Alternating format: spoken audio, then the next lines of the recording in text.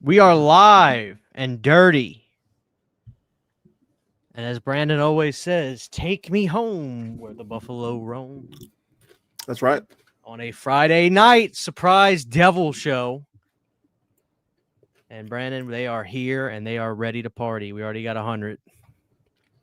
And they are pissed. We haven't done one of these last minute shows in quite a while. You know what's funny? You've never again said, dude, we should go live at 3:30 in the morning one night. We did it, and after you did it, I've never heard you say you wanted to do it. We should. The timing's got to be right. When is the timing ever going to be right for that, though? When I'm still awake at 3 a.m, which is almost never, but it does happen sometimes. That's true. Oh, guys, listen, please drop a like. This is embarrassing. We had 35 likes when we started the show. We have over 100 people here.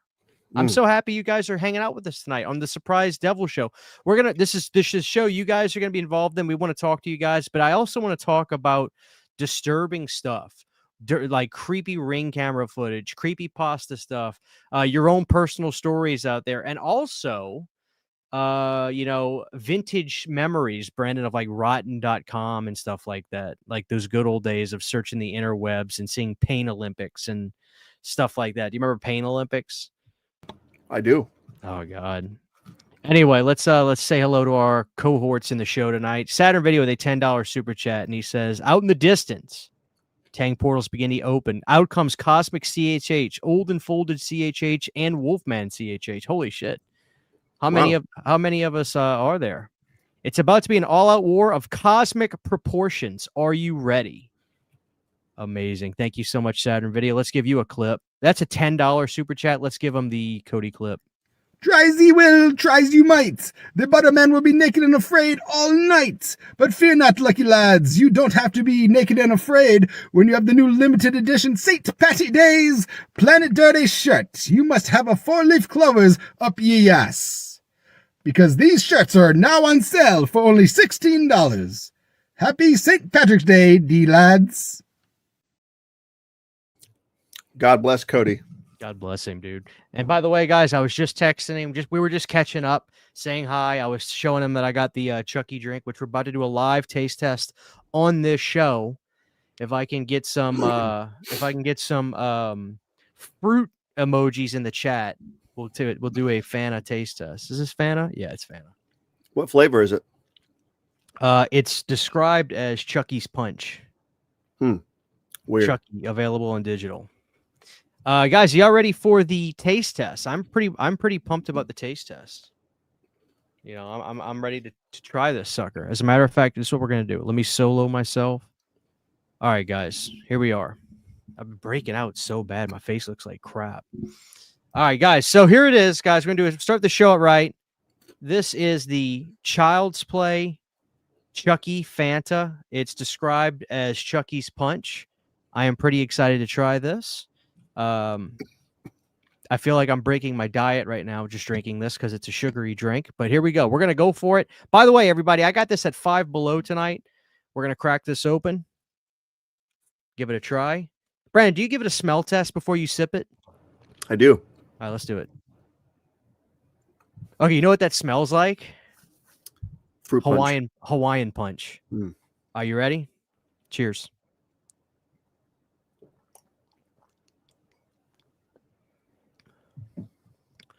That is carbonated Hawaiian Punch. Gotcha. Bro, I think you would like this a lot, actually.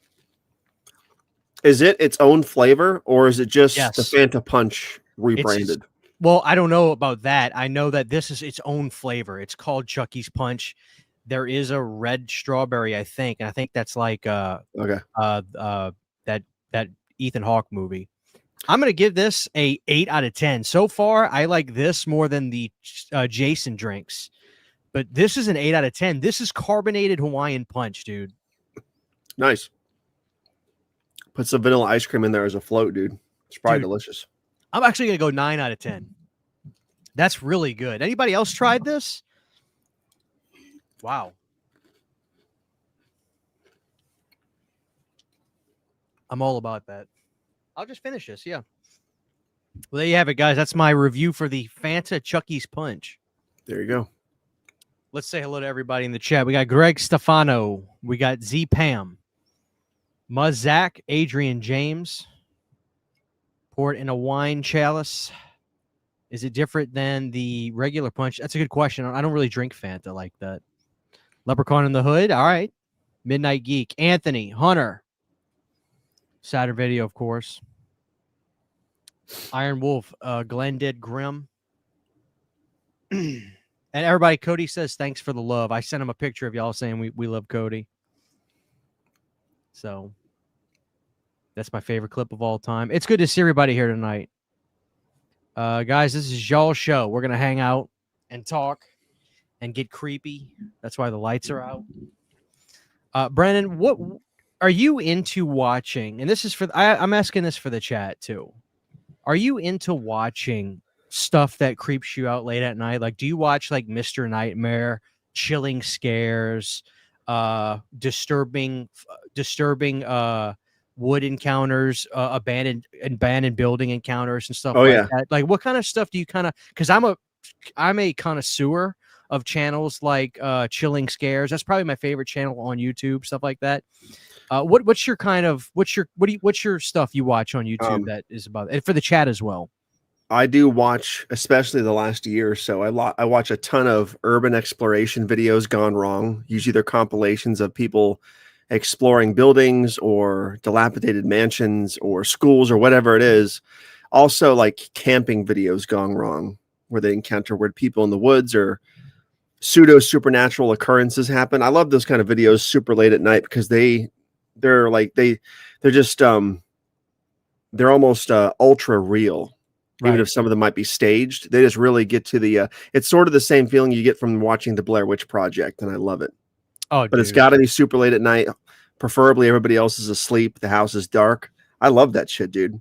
I'm addicted to it. Yeah, it's probably not healthy, but for our blood pressure, but it's definitely worth it. So, thank you, Gore Horror 84. They $5. I don't know what country that. Oh, UK. $5. £5. Brandon, right? That's what that's called. I think so. Just say hi from the UK. Love these shows. It's like hanging out with friends and want to send out Cody. Thank you so much, Gore Horror 84. That is very kind of you. God bless you. Let me give you a little clip. Dude, this is the best Children of the Corn movie. It looks the most expensive. It looks the most polished. It has really good cinematography. The color grading kicks fucking ass. The score is really good. The main chick in it is really good. It's her first starring role. It's the chick from, what the hell's her name? The chick from, Naomi Watts. She's the starring chick. And there's also Karen Black in it. There's all like the locusts and shit and the kids climbing up from the well. Like, it's a fucking sweet movie.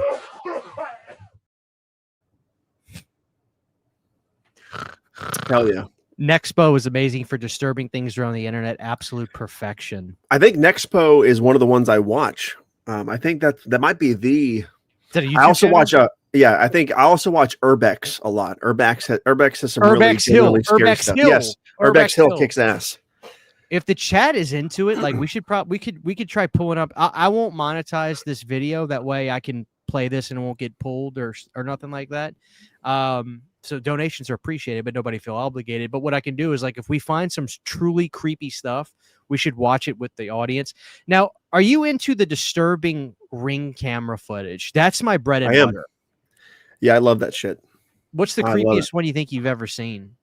The creepiest Ring camera?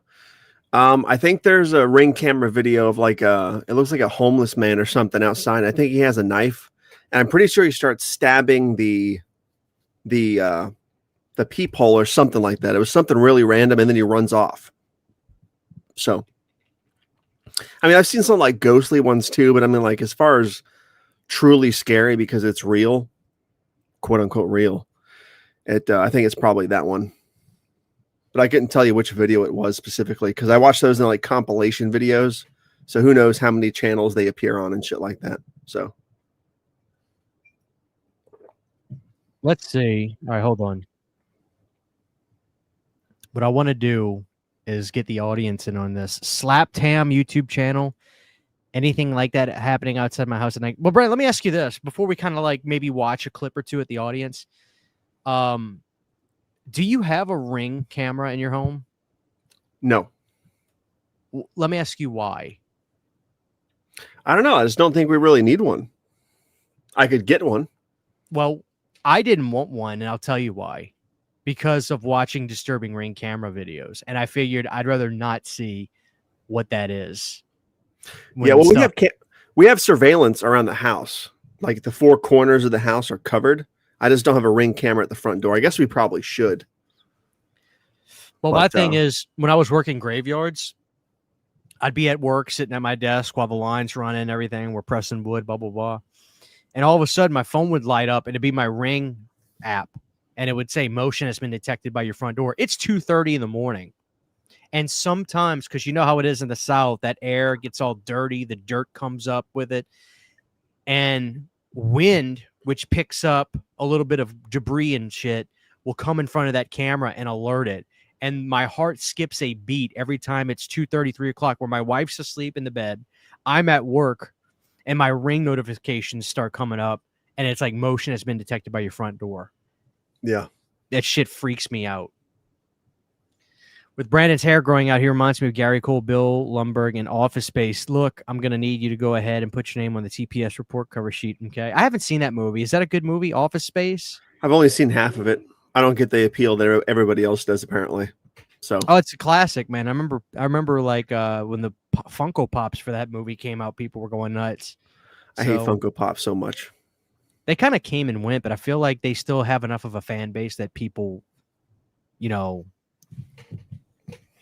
watch them or buy them. By the way, I got to get something real fast. You're going to love this. Go ahead.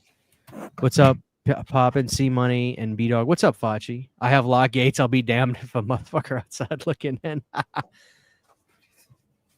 I woke up in the middle of the night once and it was pitch black, and my roommate was standing over me in the dark, like in Paranormal Activity. He was apparently sleepwalking. Holy shit. All right, dude. So real quick to interrupt the show a little bit, the momentum. I finally figured out where the creators of the Jason universe got their look for Jason inspired from. And I swear to God, it's from this Friday the 13th plush. It's a pet plush. It says 4 pets only on the sticker. And they sold these at Lowe's a couple of years ago. I swear to God, this is where they got inspired for the look of Jason in Jason Universe. He's dressed in the khaki beige color. He's got the stupid oversized mask with the way too big chevrons. This has got to be it, dude. I think we got a dog toy like that for Chevy, too. I just realized this is a dog toy for the first time, dude. It literally says for pets only.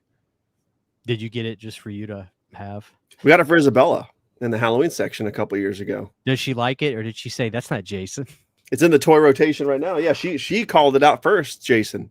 So that has way more than 13 mask holes. It does, but look at the chevrons and look at the derpiness of it. Like, this is totally where they got the idea from, dude.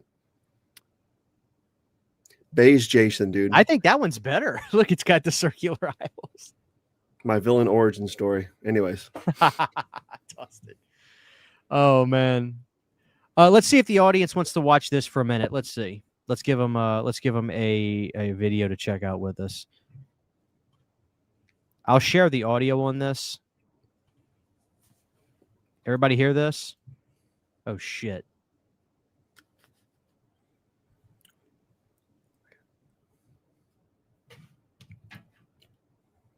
Oh shit. The man you're looking at is 56-year-old Stephen Groves. Can everybody hear that? 2 whole years, Groves has been harassing his disabled neighbor Stephen Persad and his caretakers. The harassment has been caught on Persad's Ring doorbell camera multiple times. In some clips, he's seen taking a screwdriver. And for the audience, if y'all enjoy this kind of stuff, we'll watch a few more and we'll talk. But I just want to see if the audience is obsessed with this kind of creepy shit like me. Brandon, this guy's not all there. Look at those eyes. In another clip, he's seen scrawling on the lens with a marker to no effect. Brandon, there's no life in that dude's eyes. And in these instances, whacking the device with a hammer or broom handle. Oh my God! Brandon, what the hell is wrong?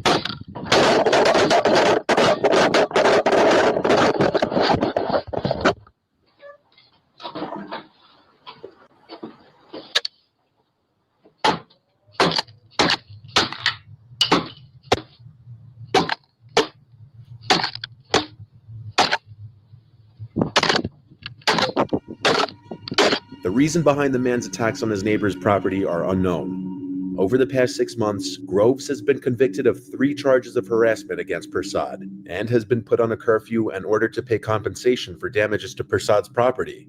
Stephen Persad's niece is terrified for her uncle, having stated this is affecting her mental health, and she's scared that Groves may have intentions to harm her uncle. The restraining order that was put into place is clearly having no effect, as Groves is still harassing Persad. On top of the restraining order, Groves has been put on an electric tag for the better part of a year and was also ordered 20 weeks of rehabilitation. Police don't seem to be able or willing to do anything more to help, considering this has already been taken to court, and Groves has been convicted multiple times, leaving Persad in a very vulnerable spot. Is that Johnny Rotten? Oh my God, What a dumbass, dude. Seen in this man's eyes. Brandon, look It's at him. understandable for Persad and his niece to be losing sleep. Brandon, do you remember in Silence of the Lambs, after Hannibal gets transported to that cell inside of that big courthouse? Yeah, he's and whipping the guy. And he looks like he's not getting himself worked up while he's swinging. Look at that. This, as this is a clearly dangerous, unstable man who may escalate from just Brandon, attacking that guy Persad's is fucked in property the head. to actually attacking him. This next video was recorded in an unknown area at a late hour in the night. Let's do one 2 more. Then we'll hooded, talk to the audience. suspicious-looking individuals, one wearing a mask, approach a man's front door, and when he answers, the woman pretends that her car broke down and she needs to borrow a phone. Oh, yeah. Oh, hell no, Brandon. Don't ever Hell open the no. door. Never open the door for this.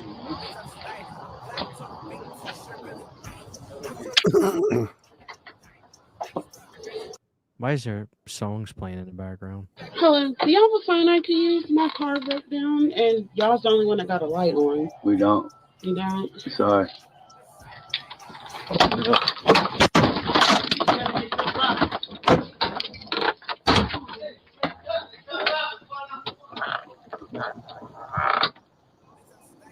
The man's first mistake is opening the door at this hour. Yeah, what a Hell fucking no. idiot. I've seen that video. What a dumb ass. Unless he was strapped. Maybe he was already strapped holding something, but still, you don't open the fucking door for anybody. Well, Brandon, if I see people that show up at my door like that, Sydney has because they got payment plans with Ring. You can just have the video. You can pay for the audio where you can talk to them, and then you pay extra for more cameras. We have it in the front door, and we pay for the audio. Like if somebody comes, I can be like, "What do you want?" If somebody came to my door like that, I swear I would get on there and I would say, the 12 gauge is pointed at the door right now. You've got 10 seconds, you motherfucker. You better run. Like, you know what I'm saying? Like, I wouldn't even say anything but that. Like, that's all I would say. Is Louisiana a stand your ground state? Hey, Siri. Is Louisiana a stand your ground state?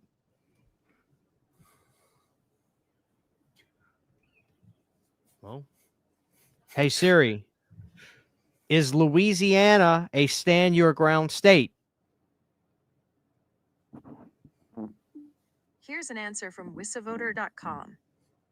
Louisiana is a stand your ground state permitting individuals to use force to defend themselves without an obligation to retreat. There you go. That's the one There thing you about go. living in the South, dude. That's right. We everybody in the South, brother, we stay strapped. Yep. We stay locked and loaded, brother. Guys, are y'all enjoying this? Like I said, I want to comment on this with the chat because listen, this is real life shit that's going on in this world with these nutcases out here. Brandon, there's one I want the audience to see and you to see. This guy in a wife beater goes up to this woman's house, knocks on the door, and he's just like, he talks like this and has this kind of like, oh man, it's really, really creepy. All right, let me see if they show the guy that I'm thinking of in this. Oh, this one looks creepy. Let's go to this last one, Brandon. You ready? They wouldn't come back to the house again for any type of revenge. Let's do a few more. People are enjoying it. This one is perhaps one of the simpler yet scarier clips caught by a doorbell camera, despite how quick it is. What's up, G Money? Not many details are known, like where this took place, but this was uploaded by the neighbor of the owner of the Ring camera.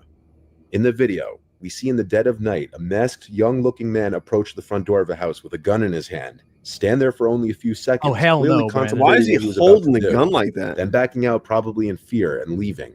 He's The gonna shoot owner of his the house dick. didn't know who this was. But this was probably a person working up to an armed robbery, possibly having his sights specifically on this house. Of course, without all the details, that's just speculation. There could be a whole lot of other explanations as to what's going on here. However, regardless, the chances of this guy or any other person with a gun coming back shouldn't be taken lightly. And that kind of footage should be submitted to the police immediately. Dude, you gotta pause. I need you to go back and pause it when he holds the gun and up to the camera where you can see it. All right, hold on. Why was he holding the gun with like the? He was holding the barrel. Look at the barrel was pointed right at his fucking nuts. You know what I mean? That's what it looked like. 4 disturbing real diary entries. All right, let's see. Then backing out. Did I minimize the video? Oh, it's right there. All right, watch. But this was probably a person come back in a working minute. up to Watch. an armed robbery, possibly having his I'll sights pause it specifically on whenever this you- house. Of course, without all the details, that's just speculation. There could be a whole lot of other explanations. Right, as this to looks what's like a going nice on here. neighborhood too. Look. However, regardless, the chances of this guy or any other Yeah, person pause it. Yeah, he's got the barrel turned around. Yeah, first of all, he's gonna shoot himself in the dick, and secondly, if he's gonna pistol whip somebody, he's gonna lose control of the thing because it looks like he has gloves on. This is a kid probably being put up for the job, right? He's gonna pistol whip somebody with it in his hands all the way down there. Dude, this is fucked. Yeah, what an idiot. Like, it's one thing to just be a criminal, but then to be a stupid criminal. That's let me that's a find- kid watching too many gangster movies. I gotta find the one where this guy shows up, and I think the audience is gonna love this one. This guy just shows up, and he's really creepy. Let's see. And then after this, Brandon, we should watch a couple disturbing camp encounter videos. Oh, those things give me the heebie-jeebies, man. Oh man.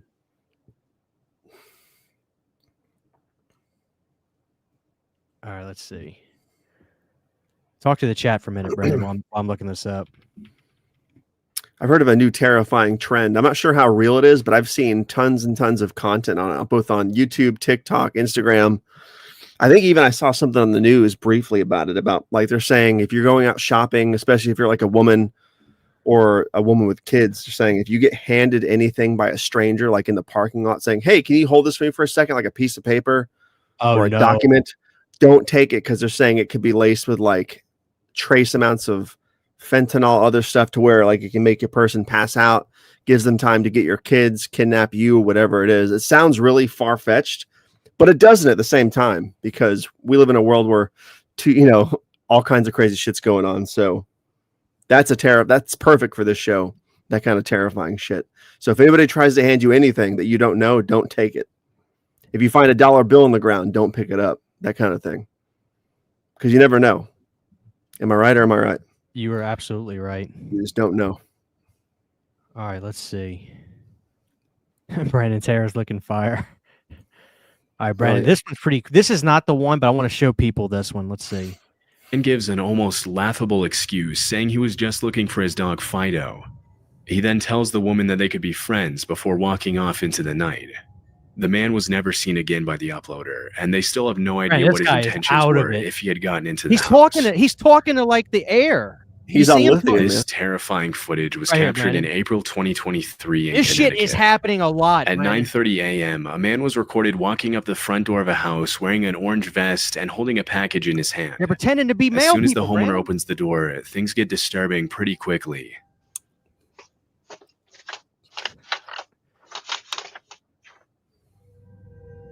To make himself seem more genuine, the man pretends to read an address on the package as the homeowner makes his way to the door. But little did he know, the man wasn't there to deliver a package. Brandon, this guy's on drugs. I don't know if this is for you.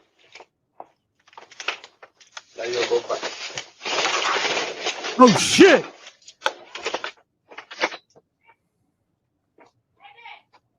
Good for him. Or her, whoever pushed him out of the way. Oh, Brandon, he wasn't driving. In an attempt to confuse the homeowner, the man tries to give him the package, but when the owner hesitates, the suspect immediately pulls out a weapon and tries to back the owner into his house. However, the homeowner pushes the man away before retreating into his home. After the armed man ran away, he was identified by police as 37-year-old Xavier Otero and was arrested in a... Brandon, what kind He looks how I feel, man. like Brandon, what kind of drugs are these people on? Don't open your doors for these people, man. Everybody in the chat tonight, like they're gonna go to bed tonight being like, honey, make sure the door's locked for God's sakes. He should have made the thumbnail. No delivery driver of anything is going to knock on your door, and that's a fact. USPS, UPS, FedEx, Amazon, nobody is going to knock on your door. Nobody. Oh, Brandon. Yeah, they knock on the door, they leave. They're never going to ask you, is this package yours? It's never going to happen. Don't open your doors, people. I'm telling you. Don't open your door. The look of a man who's experienced grapeseed oil popcorn. All right, Brandon, this is another one. Now, ladies and gentlemen, now listen, I'm trying to entertain an audience tonight, which I'm hoping you guys are liking this. We're not going to do this all night, don't worry, because I think some of you probably get a little spooked by this stuff. But the reason I'm showing you these specifically is because, listen, y'all, we have to be careful out there. This stuff is happening everywhere you go. Yeah, carry the pew everywhere you go. Yep. And we need to be ready. Look at these videos as signs on what to look for with packages, because Brandon's right. For the most part, these companies, like, they don't ask for, they don't knock on the door, except signatures. Pumpkin King says some packages require. That's true, but your safest bet is to just if they are not in a legitimate federal USPS truck or UPS truck, even then. That too. Also, on this note, that's true, but we live in 2025. If your package requires I forgot what it's called. Is it called a return receipt, a signature, or a receipt? Tell that person through the door that you will go to the post office or the FedEx building or whatever, and you'll sign for it there. You don't have to accept that at your address. Right. They can take that back. It's not worth it. I'm telling you. It's not. Don't open your door for people selling shit either. They're all the same. I'm telling you. This is an absolute great answer. If I'm not expecting anything, then I'm not answering. Simple. Now, Brandon, I don't know what you tell Shanna, but when I'm not home, I tell Sydney, under no circumstances, for any reason, open the door. I don't care if Jesus Christ is at the door. Oh, that's true. She shoots first anyway. So all right, here's what's going on. Let's watch this one. This is another one of these USPS impersonators. This footage was captured at around 1:35 p.m. on October 16, 2018 in Alberta, Canada. According to the homeowner, he received a motion alert from his Ring camera while he was at work. Because it was unusual for him to have visitors in the middle of the day, he immediately activated the live view feature, and that's when he saw this.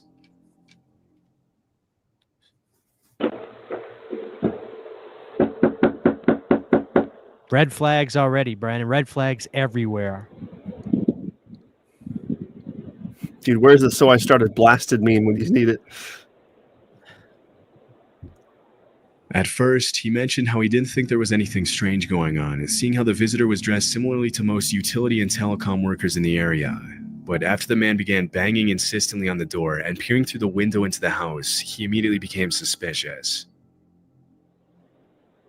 What's he got in his pocket, Brandon? Oh, shit! Brandon, he's got a jack. What is that?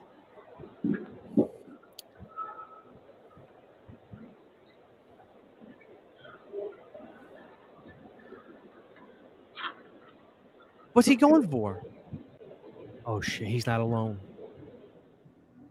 After prying at the door with a glove to avoid leaving fingerprints, the man motions to his accomplice to come to the door, and that's when things get even more disturbing.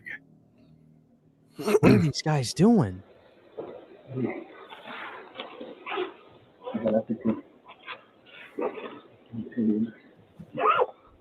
Right in front of a Ring camera.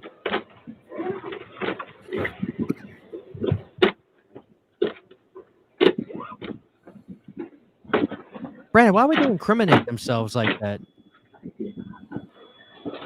Get away from the door. Oh, shit. Now, Brandon, you would have sounded a lot meaner than that. While the man in you? the Yankees cap acts as a lookout, the man in the vest uses what appears to be... Brandon, you know what I would do? I would pull... What was that movie with Liam Neeson? I have a particular set of skills. I will find you. I will track you. Dude, it's so infuriating because, like, obviously they might be carrying weapons, and this is such a fucking dumbass thing to say, but I'm going to say it. It's so infuriating to me when you see videos like this of like that asshole in the vest, that skinny little twig guy. Like, you just want to fucking hit him through the camera. You know what I mean? It's so frustrating that these guys They just look like have the dweebs. balls to try Yeah. to break into somebody's house. It's Dude. so aggravating, dude. They all look like that too. I don't understand why.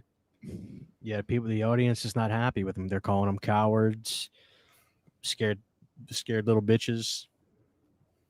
So, ladies and gentlemen, let me ask you in the chat. We'll take a break for a second. After this, I actually want to show you guys It's like California. some absolutely disturbing abandoned building footage. Like Brandon actually mentioned, Urbex Hill is actually probably the absolute best. Brandon, Dude, have you seen? I know which video you're going to play. Don't even tell me what it is. I know which one you're going to play. I know Okay. exactly which one you're going to play. And I know what part you're going to go to. I know exactly. Is it the standing backwards down the hall guy? Is that what you're going to play or no? The black guy, right? That's got no shirt on. That's like In the covered warehouse? Yes. in the corner. Yes. I fucking knew it, dude. And what I feel- knew it. Dude, I knew it. That is terrifying, I've watched that episode like 2 or 3 times. It is terrifying. That whole warehouse is terrifying. dude. And he goes back and he's gone. Fucking A. I knew it. I knew it. Warner Brothers wanted a signature for disc rot DVD replacement? No way. Holy shit. This is why I don't like living near a city. Brandon, Movie Junkie John actually brings up a good point. Let me get at this revisit. Movie Junkie John actually brings up a good point, dude. Like, I like my town. I live in a small town, but I don't like living in a big city, dude. I'll say this. I've said it enough. People can see my hometown and my video descriptions because I have my P.O. box on there. Monroe, Louisiana is one of the top 10 most dangerous cities in the United States. You think I'm kidding? No, I'm sure it is. Now, I almost moved to West Monroe in 2017 when I was buying a house because the houses are cheaper there. Good houses, but they're cheaper. And Brandon, it's so funny. I know this is going to sound ridiculous, but we put a bid in on a house. Sydney loved it. She loved the house. There was a nice little deck. She had a big kitchen island. And we got the bid, came in under the bid, and they accepted it. And my real estate agent called me up and said, you got the bid. My mortgage person at the bank said, you're good. We can approve you for this amount. And then the next night, Brandon, I kept waking up. I had a nightmare that we just got robbed we were in that house. We got robbed. We got, held up. We were tied up in our own home. I woke up in a cold sweat and I told Sydney, I said, I can't do it. I'm not signing. And then we didn't. And then we moved to the town I live in now, which is 30 minutes away, which is a beautiful, small little town. Love it. I love it. And I'm glad I didn't go. And I like Monroe. I love visiting Monroe, but dude, it's you got to trust your gut on that, dude. It's scary. Good evening, gents. I'm about to watch the Texas Chainsaw at the beginning. Hang out with us for a little bit, Bohab. Strigoi, how do you say it? Oh, really, Iron Wolf? Wow. When was that? Oh, I agree. Florida is like you get contact highs just going through some cities in Florida. Just walking in like a Burger King, you'll get contact high from drugs. Dude, I don't know if I did or I didn't, but I just ended up not doing it. And it was all for the best. It was all for the best. You got to trust that voice in your head. You really do. I mean, like, you're not to. kidding. Oh, nice. Sergio's on call at work. Oh, Louisiana Sports, what's up? I'm sorry. Here I am trashing his. Well, I'm not trashing it. West Monroe's better than Monroe. I'm sure you agree, Louisiana Sports. So let's show the audience. Our audience is growing of 177 people here. Guys, I really would appreciate it if you drop a like. Tonight's show is about creepy and the most disturbing things. All right, Brandon, let's see.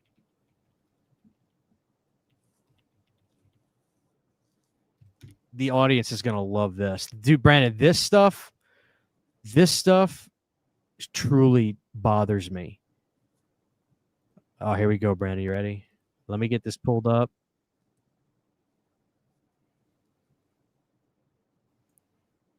Are you ready, Brandon? I'm ready.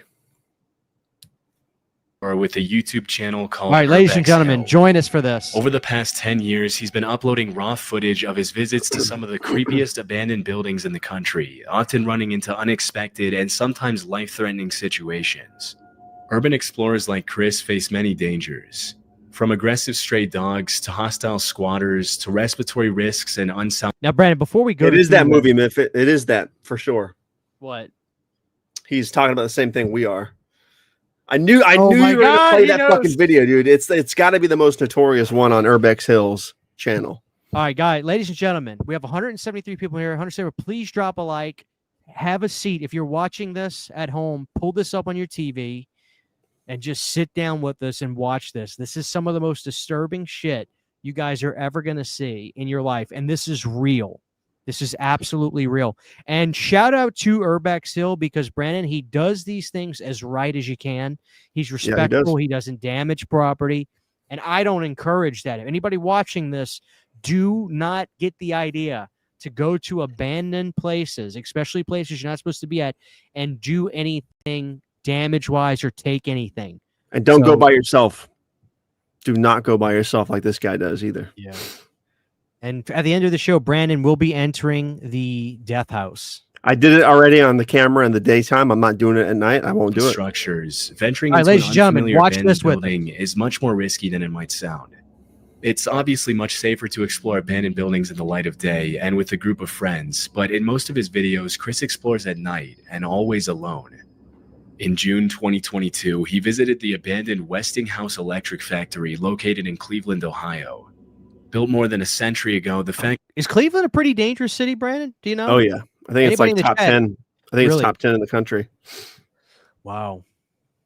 originally consisted of 7 different buildings, but most of them have been demolished by now. Even though the Westinghouse Company was established in 1886, it didn't reach Cleveland until 1894. Founded by Thomas Edison, Westinghouse is best known for the notable engineers who worked for the company, including Nikola Tesla and William Stanley. For several decades, the Westinghouse Company rivaled General Electric, and it was last used as a lighting equipment production plant before its abandonment in 1979. For the past 4.5 decades, the abandoned factory has been one of the hottest urban exploration locations for curious explorers and YouTubers. In 2012, the factory started receiving even more attention after the Black Widow interrogation scene from the first movie of the Avengers was shot there. 10 years later, Chris made the trip to the abandoned factory and recorded everything he saw. As Chris begins exploring, there doesn't seem to be anyone around, and only the sound of crickets can be heard in the darkness as he walks around the outside of the building.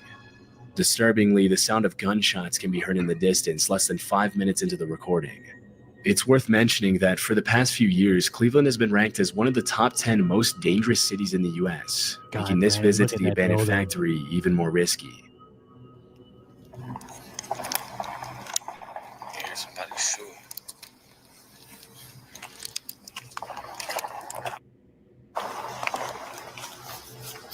That's Cleveland. That's crazy.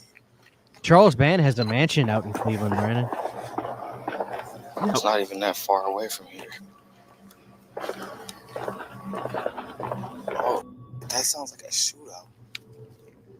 Chris has experience exploring everything from abandoned mental hospitals and sanatoriums to vacant occult temples, and he shrugs off the fear as he enters the creepy building. Look at this place. Just like in many abandoned buildings, Chris finds a mattress on the floor, meaning at least one person has been sleeping there recently. As he captures footage of the first floor and walks up the stairs to the second floor, all that can be heard in the eerie darkness is the sound of his footsteps.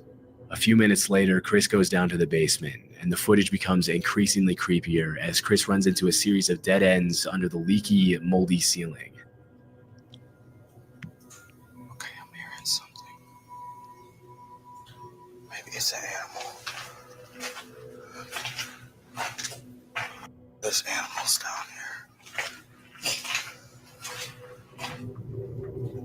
At several points during his exploration of the basement, he can be heard making comments about a strange noise coming from somewhere on that floor, and at first he seems to think it's an animal.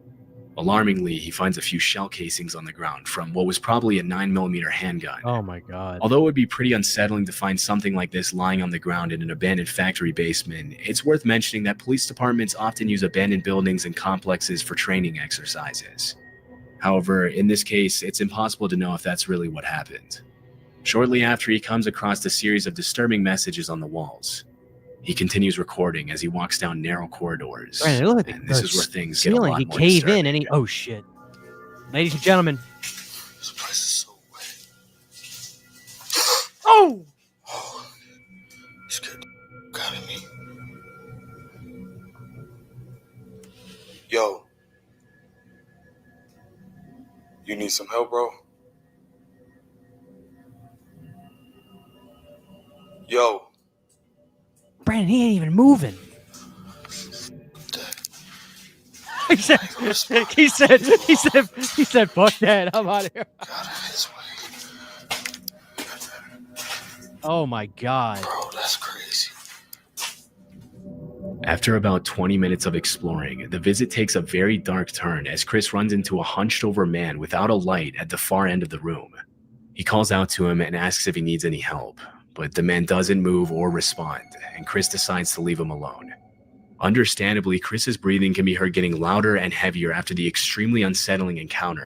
Brandon, that guy did not move even remotely. And look at the position. His ass is down by his ankles. Like, that's an uncomfortable position. It's like my own prison.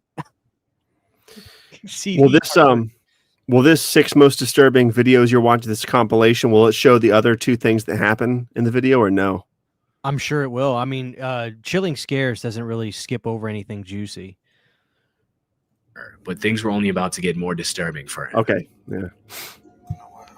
I'm gonna help that dude out. I'm gonna get this dude a $20 bill. Yo. Hey, I got some money for you. He's not there, and he's not responding. Maybe Brandon knows that video. I don't think I've seen About that. 4 minutes later, Chris decides to go back to help the man out by giving him a $20 bill. But alarmingly, when he goes back to the room, the man is no longer there. This could be incredibly dangerous, as squatters are known to behave aggressively toward unwanted visitors. And because they know the place better than anyone else, they can easily hide in the shadows and attack or scare visitors when they least expect it. One theory that many viewers seemed to favor was that maybe the man was not a homeless person at all, but a gang member who was hiding from the shootout that could be heard at the beginning of the video. However, it's impossible to confirm if this was actually the case, and it seems pretty unlikely given his strange behavior. As he continues searching for the man, Chris notices bats flying around the basement, and things get even more eerie at this point. Brandon, would you go in this building? There's a lot of bats down here. Not alone, but yeah, sure. Dude, look how dark it is. Right when he walks into one of the rooms, if you look closely at the far left of the screen, you can actually see the man from earlier standing in what used to be a door frame, staring at Chris in the darkness. Alarmingly, Chris doesn't notice and continues walking.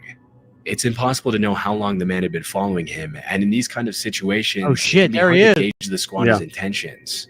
A few minutes later, the squatter can be seen walking outside as cars pass by the side of the building. At one point, Chris mentions he thinks the guy said hello, but it can't be heard clearly through the camera audio. So good. Just when he decides to head out, he hears a cell phone vibrate, indicating that there are more people down there with him hiding in the darkness. Having had enough disturbing encounters for the night, he decides to play it safe, and fortunately, he was... Dude, look at them stairs. Them stairs ain't holding shit up. If you Dude, put for a big everybody boy that's- on them stairs...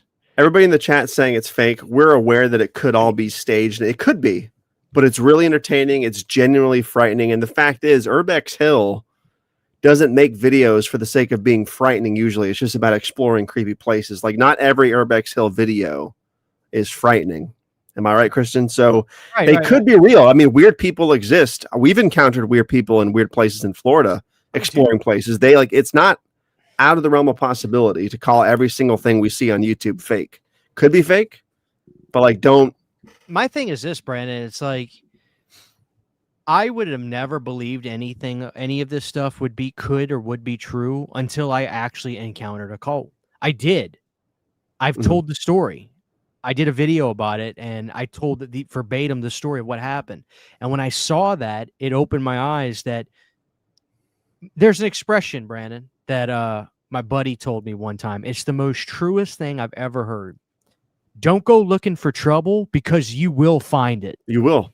You get what I'm saying? And I that's do, why I'm and- saying, what is looking for trouble? Going in an abandoned place, an abandoned factory warehouse in the middle of the night, that you're looking for trouble. Dude. So you asked me before the video, and changing gears here, about the most dangerous cities, right? As of 2025, according to US News World Report, the top 10 most dangerous cities in America right now is number 10 is Pueblo, Colorado. Number 9, is Monroe, There we go. I'm in the top 10. Louisiana. Number 8 is New Orleans. New Orleans, baby. Number 7 is Cleveland, Ohio. So that's where that is, that video. Number 6 is Alexandria, Louisiana. Dude, what the hell is going on in Louisiana? Number 5 is Detroit. Detroit made the list again. Number 4, unsurprisingly, is Baltimore. Number 3 is St. Louis, Missouri. Number 2 is Oakland, California. And number 1 is, who wants to guess what it is? It's got to be, number 1 has to be Starts with a big old M.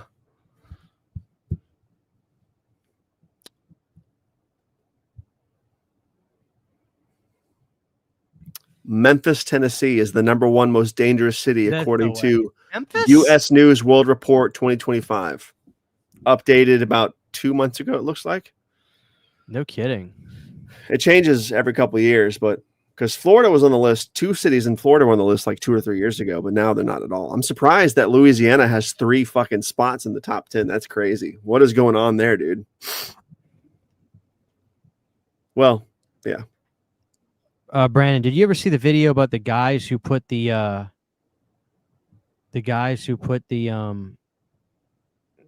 GoPro on the dog, and the dog actually saw a man under the bed, a squatter under the bed? I did see that video. Yeah, I did see that video. Now, He's like Brandon, sniffing the bed and stuff. Yeah. the next one I want to show the audience real quick. Now, audience, what you're about to see, I believe, is a home near the southern border. Now, let me tell a story real quick, Brandon. When I was working in the oil field, we were working for a company called Conoco. Do you ever see those gas stations around Conoco gas stations? You've heard I mean, anybody in the chat heard Conoco? Heard of them, C-O-N-O. haven't seen them. Well, they're an oil and gas company, and they predominantly have a lot of they own a lot of wells in West Texas, South Texas. I was doing a lot of work in Beeville. You can imagine what's in Beeville, not much. Mm. They have a restaurant called the Red Dog that we used to eat at every night. Anyway, when we were working down there, we had safety meetings before every shift. And this tripped me out so bad. It sounded so silly that I actually thought it was a joke.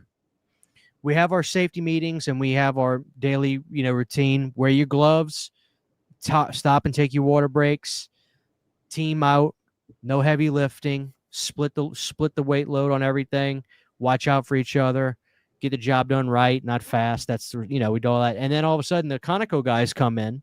We call them the company men, right? That's what we call them.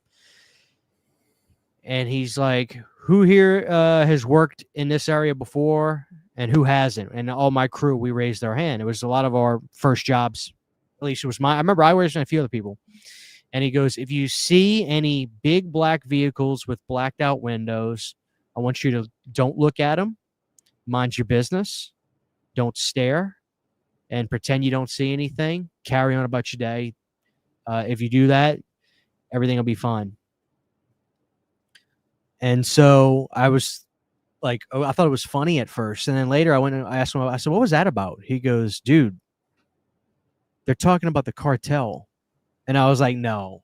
He's like, yeah. They do all these, because you got to remember, Brandon, down there's so much dirt roads off the beaten path. This is where they do all their trading and all their supplier movements and stuff like that. And so we see those vehicles, and I swear to God, dude, God is my witness.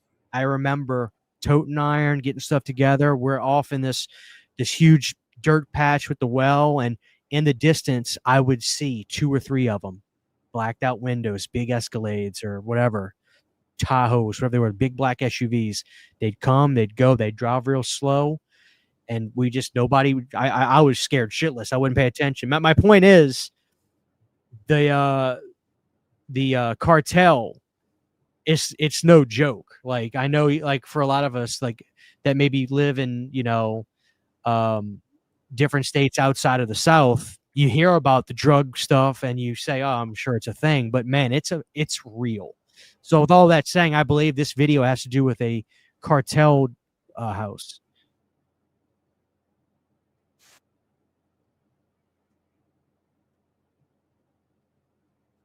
On the highway in California. Yes, I have Saturday. I got a story about the Myrtles. I'll tell right after look this. Inside. This video, from the very beginning of the footage, it becomes clear that somebody's already been there, and that it probably wasn't the original owners of the house. Watch this, guys. This one's creepy. Unlike many abandoned buildings, you can tell this house used to be beautiful before it was vacated, but that doesn't make it any less creepy to visit, even in the middle of the day. Oh, heebie-jeebies, dude. Dude, that dark room. I kept feeling something was gonna jump out at me. What's down here? I think I hear somebody. Nope. I think I hear something.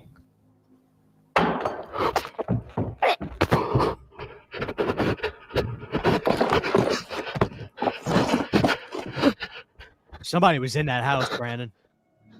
Derek goes down to explore one of the rooms on the bottom floor, and this is where he hears a disturbing thud. Terrified, he makes a run for it and even trips and falls on his way out, but eventually he gets back on his motorcycle and flees the location. As per one of the most popular theories proposed by viewers, the noise was probably made by a homeless person who was trying to warn Derek to get out of his home. Although squatters don't spend all their time lurking in the shadows, it's common for them to use the darkness as a tool when someone comes into the building unannounced. It's a basic rule of urban exploration that if you hear a loud noise upon entering a room, you should probably leave. Sometimes squatters make a noise as a first and final warning to drive visitors away respectfully. If Derek had pushed forward, he may have been attacked by whoever was hiding in the darkness. It's a natural impulse to call out and announce your presence in these kinds of situations, but squatters will very rarely answer these calls in a normal way.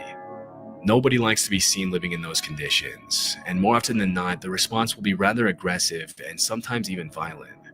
Fortunately, in this case, Derek was able to get away from the potentially dangerous situation just in time.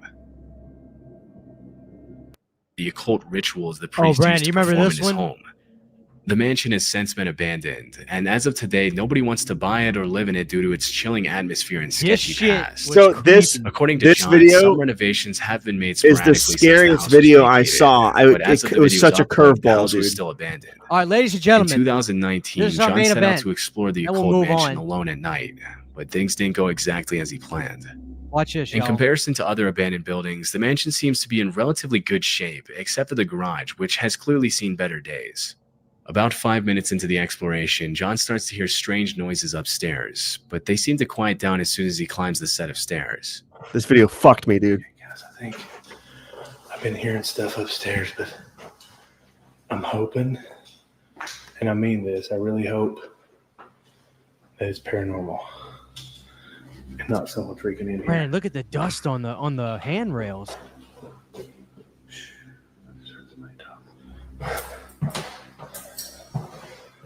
That room, dude, right there. Freaking somebody down there, dude. Come on, quit messing with me. What room? That room he just passed, I guarantee that's where the person is, right there, but to his right. I guarantee you behind that door, that's where that person is, dude. You talking about this door? Yeah, no, to the right there. This one? Right there. That door, I guarantee the person is behind that door right now as he's walking by. And his dumbass has his back turned to the room. Freaking somebody down there, dude. Come on, quit messing with me. I'm just trying to freaking... I'll leave. The ending of this video fucks me. There's somebody else in here. as I've got myself in a bad situation. No shit. Oh, jeez. Disturbingly, as he walks around upstairs, the noises can be heard again, even louder this time, leading John to think that perhaps someone else is in there messing with him. Although he mentions loudly to whoever is in there with him that his only intention is to explore and that he doesn't want to bother anyone, whoever was making the noise doesn't respond and continues hiding. The noises stop for a couple minutes, but then something terrifying happens. Oh my God. Hello? This part. The worst part. Is there somebody here? I'm not here to bother or rob anything. I was just here exploring. I thought it was a bad. That fucking flipped my lunch tray the first time I saw that shit, dude. Disturbingly, a man's voice can be heard screaming, "I'm gonna kill you," and before catching a glimpse of who it is, John runs out of the mansion immediately and doesn't look back until he's a safe distance away from the building. It's unknown who was in the house or how long they had been watching him, or even if they had bad intentions or were just messing with him. According to several viewers, it's very unlikely that the other person in the house was another explorer.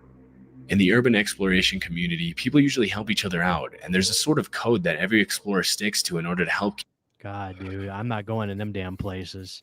I like how we all everybody, you and me included, everybody in the chat's all watching the same goddamn videos late at night, apparently, because everybody knows these videos. Dude, I always thought that maybe I was a weirdo that was into this stuff, but dude, I love this stuff. Yeah, the truly scary stuff is these videos. I hope the guys, this is not something we're going to do too routinely, but I wanted to do something different, something that, we can all kind of just sink our teeth into, because, we all get creeped out by this shit. Now, wood encounters, like camping encounters, is that worse to you than abandoned places, or about the same? I feel like it's not as scary. I'm not sure why. It should be scarier because of the Blair Witch connotation, that sort of vibe. But I feel like a lot of the camp videos, maybe it's because it's such an open space compared to the claustrophobic, places we see in these videos. But there's something about them that's less frightening, I think, to me. And a lot of them, they seem more maybe prone to be fake sometimes than the urban exploration videos are. That's what I think. Oh, definitely the wood ones. Now, before we watch a couple wood ones, Brandon, I have one more abandoned factory building where a guy actually gets caught and a gun is pointed at him. Are you aware of this video? I might be, but I'm about to see it. This doesn't ring a bell entirely directly right now. Oh, really quick. So let me tell my Myrtle story. Myrtle's Plantation. Brandon, are you aware of the Myrtle's Plantation? No. It's a historic plantation in, I forget the town in Louisiana. It's haunted. We had a room there, stayed there overnight. We definitely heard creaks and sounds all night. But the craziest thing was I was going to take my digital camera at the time. I had an old Kodak digital camera with 2 batteries, charged them up, and I was going to literally just film stuff all night, see if I can get anything. We get there, we get the tour, we get the history. You're supposed to see, if you take pictures of the back part of the house, you'll see the little girl and stuff like that. I was spooked out. We go out, we have a good time. It's not Mandeville. I forgot the town that it is. But anyway, we're getting ready to lay down. We're all just in the room joking, having a good time. I go to take my battery, put it in my camera. I go to turn on, doesn't turn on. I pull out the other battery, try it, doesn't turn on. I go to plug it up in the wall and charge it. It says it's dead. I did it for like 10 minutes. It would not charge. I could not get that red light to go to yellow and then green.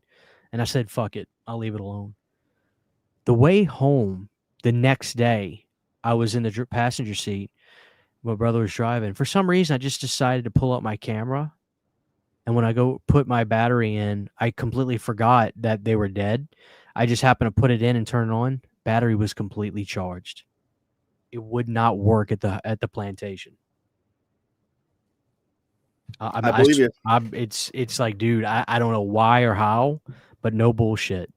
Now, Brandon, what I'm about to show you. Wait, is this the video, the daylight video, where the guy's trying to leave? Don't say nothing. Don't say nothing. It is that. Okay. It's the old. Okay, gotcha. It is that. So now, I have seen this video. Audience, this. Okay, I know Dave Vanderhoff was going nuts earlier, saying like this is all stupid. This video is absolutely, positively real. It is. There is nothing fake about what you are about to see.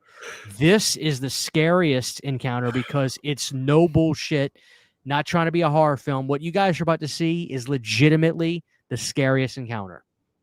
Here we go, Brandon.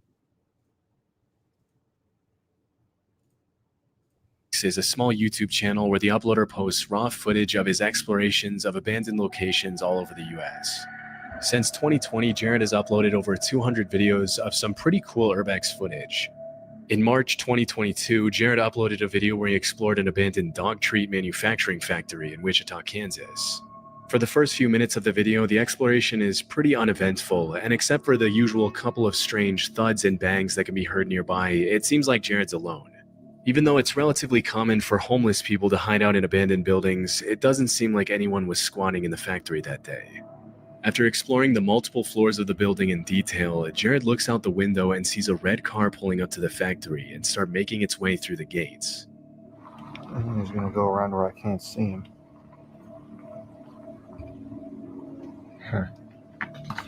I really do gotta get out of here now.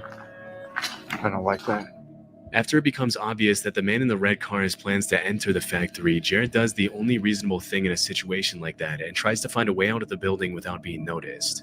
Unfortunately, the car goes around the building and out of his field of vision, which means that by the time the car is parked in front of the factory, the man could be anywhere. Take my chance breaking my leg. Someone's right out there.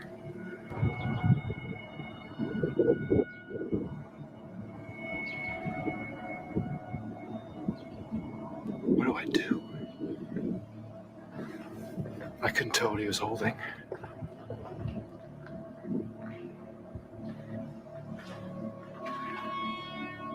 The man can be seen walking through the woods toward the front entrance of the factory. To make matters much, much worse, it appears as though the man has something in his hands, and from a distance, it's impossible to tell whether it's something as simple as a flashlight or a potential weapon. Oh my God. That's a warning shot. Oh my God. Was that a gunshot? I think it was. He had something in his hand too. It must have been a gun.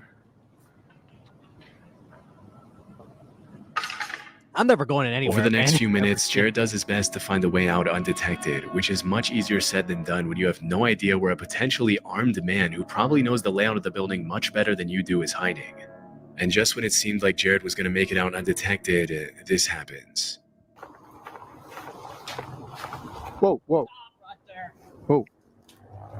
Who else is with you? Oh, it's just me.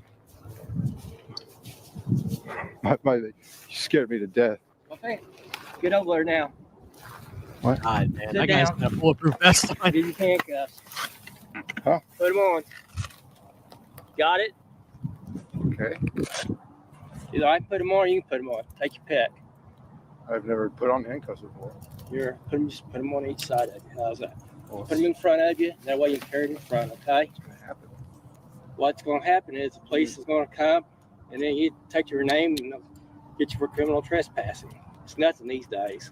A lot better than me shooting you, isn't it? Is that what I heard? Yeah. What you shoot at?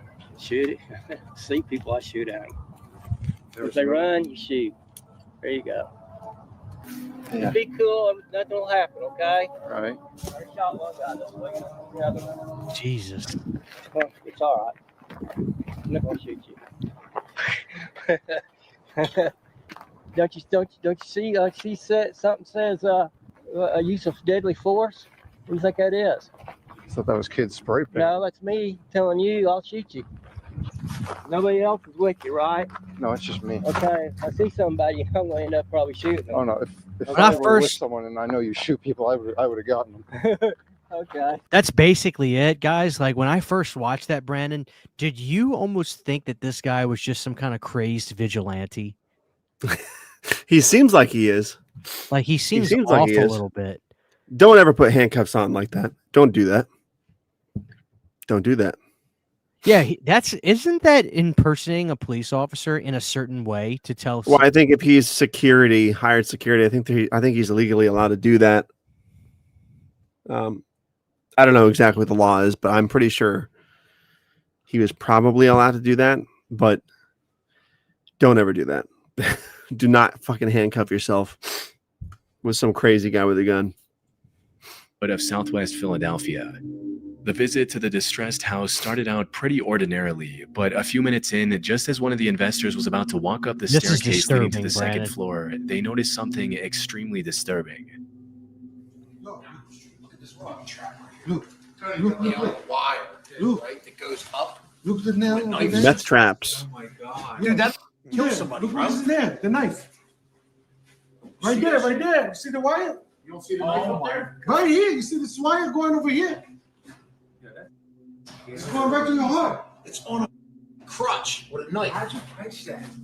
Based on what the investors are saying, there appears to be some sort of booby trap system built into the staircase. Had any of them followed through with walking up the staircase, a seemingly innocent house walkthrough could have turned bad very quickly.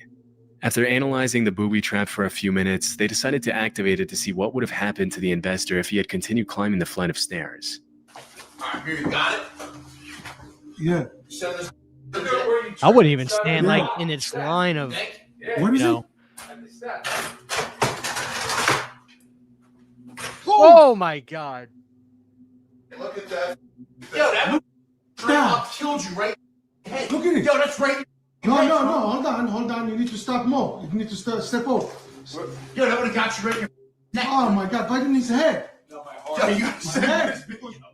Disturbingly, the knife comes down right at the level of the investor's neck as soon as the wire is activated. It's hard to imagine what kind of psychopath would booby trap a house like that, knowing that whoever walked up that flight of stairs probably wouldn't live to tell the tale. Even though the trap was built in a very do-it-yourself kind of way with a rusted knife, some duct tape, some wire, and a crutch, the speed at which the knife was designed to come down right at neck level obviously means that whoever built it wasn't... That shit's creepy, dude. Mm-hmm.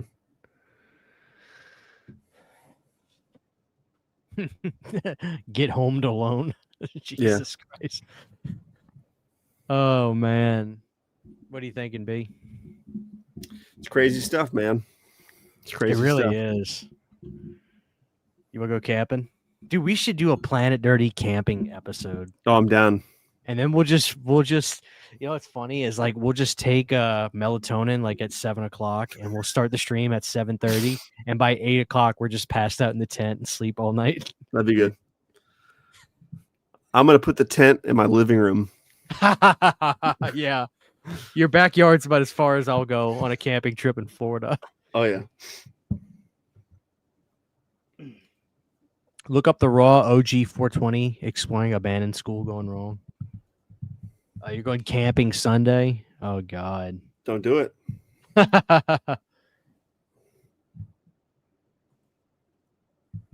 man. Go hunting for Bigfoot. From now on, go up the stairs leaning against the wall. Camping in the hood of Monroe. Hell no, dude. Hell no. I'm staying right where I'm at.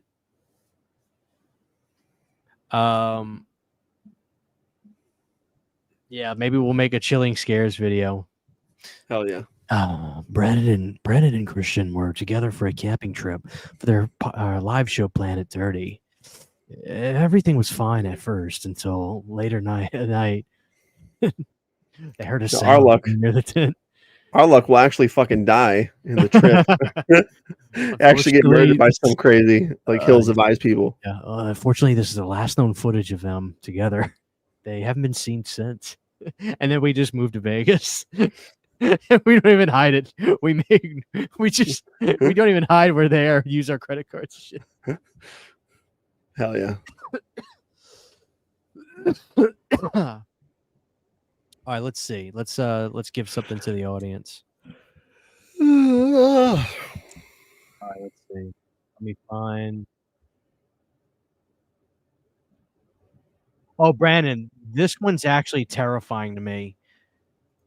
Now, you living in Florida can relate because if you ever go into the fucking woods, dude, could you imagine coming across a Florida panther? Baby bobcat on the trail up ahead of him. He immediately pulled out his phone and started recording. But it wasn't a bobcat. Rather, it was a baby cougar. Yes, Iron Wolf. The video then shows the mother cougar coming into view. Yes, I do, Blu-ray Addict. Oh, the baby ran away, Brandon. Oh, shit, the mom. Oh. You. He's telling the bobcat, fuck you, Brandon. Oh. What is that? Dude, fuck. Oh. I don't think we have those here. Do we? No, you got Florida Panthers. Yeah, that thing. Yeah, I haven't seen one. I've never seen one of these things. Okay. I've seen the bobcats. I've never seen a cougar. But Shanna's saying they're over near Naples, so yeah. Well, that's true. That's right. We drive to the fucking. There's a cougar fucking like wildlife, not reservation, but like there's a place where they're fucking at. So yeah, there are cougars here. Yeah, that's dude. fucked. That's like bobcats you could deal with. You could kick a bobcat. Bobcats, yeah, but dude, the thing is, fuck that. Florida Panthers, they're kind of rare out there, and they don't really come out. But Florida Panthers will tear your ass up too. You know. Yep. We have black bears here too, but they're pretty skittish apparently. Oh, Brandon, watch when it flares its hands up. No, get the away. Get the away. That thing, Brandon, that thing will tear your arm off. Go. Oh yeah. Go. No. Go away. Go away. Please go away. Oh. The thing's pissed. Oh. It's like I'm gonna escort you off my property, Nice young and man. slow. Come on. Ah!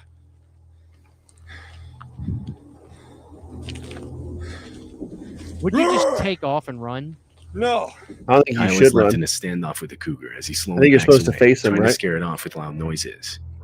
But the cougar continues to follow him, and at times even lunges at him. At one point, Kyle turns his head away from the animal so as not to trip as he's backing up. This prompts the cougar to try and attack, getting within only feet of him. Go away. That thing's close. No. Oh shit! Oh my dude. god! Trying to attack you, your eyes are looking away from you. Dude. No, go away.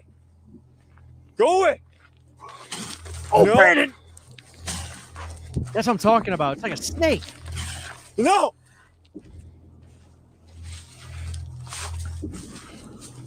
See, Brandon, fuck, what's that movie with the serial killer in the woods, the slasher in the woods that just came out? Sweet Revenge. No, In a Violent Nature? dude. Fuck that. They just need to make a movie about like a goddamn cougar Or a bear. tearing ass in the woods, dude.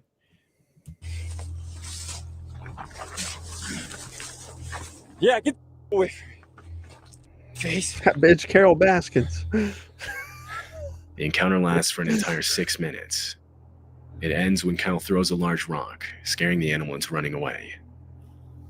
Free Cougar Joe encounters Exotic. with hikers are Yeah, dude, that shit right there.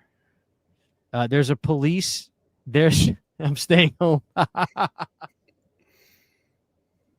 This is why you always carry bear spray with you. Is there such thing as bear spray? Yeah. Seriously? Oh yeah. I'm a big It'll Supernatural like fan. ward off grizzly bears and shit. Carry a large knife. How stained is that hiker's pants? I would shit.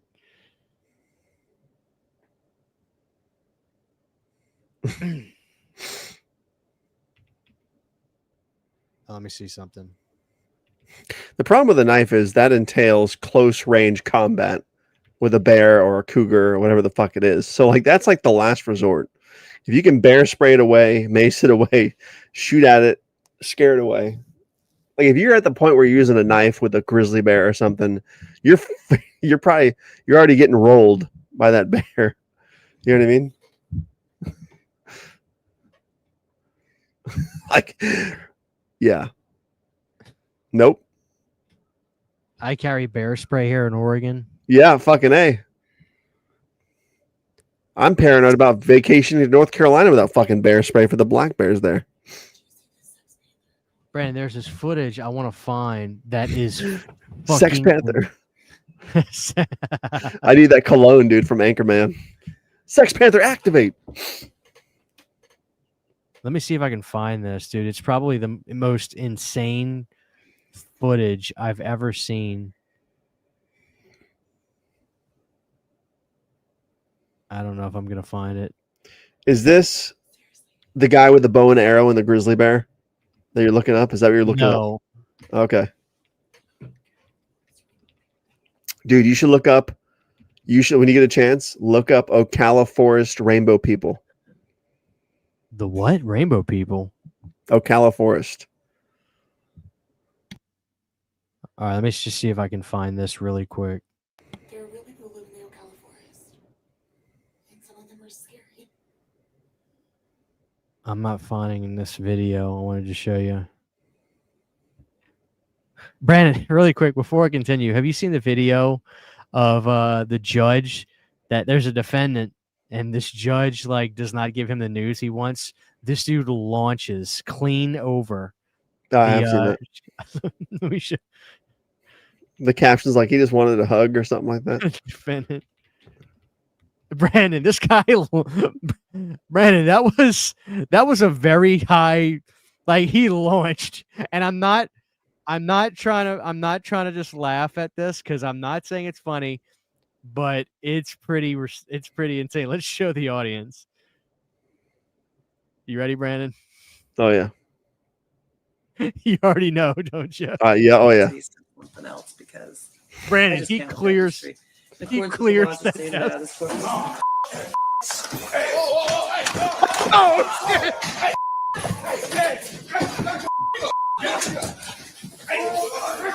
Brandon, he launched. Oh yeah. I just want to see the playback speed. We're gonna slow it down a little bit. McHorror, unfortunately, fortunately, I guess I should say, that audio is fake. It's not real. It's never been released. It's pretty good, but it's not real.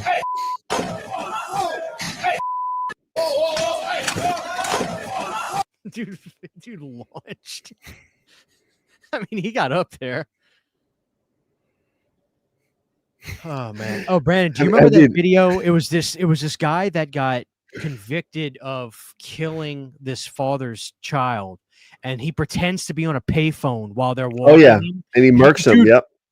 Drops him where he stood. Same with that mom, and I think she's in Russia, and she's in court with her daughter's rapist, and she shoots him dead. She shoots him like 20 times in the courtroom. It's crazy. Dude, this is off topic, but you got to look it up because it's funny as fuck. You've probably seen it. Have you seen the video where the judge is like, your name's not Buttfucker 3000? Have you seen that video? You yo-ho. Yes. Okay. You've seen the video. Oh, dude, it's fucking hysterical. And then you got to dive into the, you've got to look up the Ocala rainbow people. Brandon, I think the audience is going to like this. Buttfucker 3000. It's so good. Then we'll bring this fool in.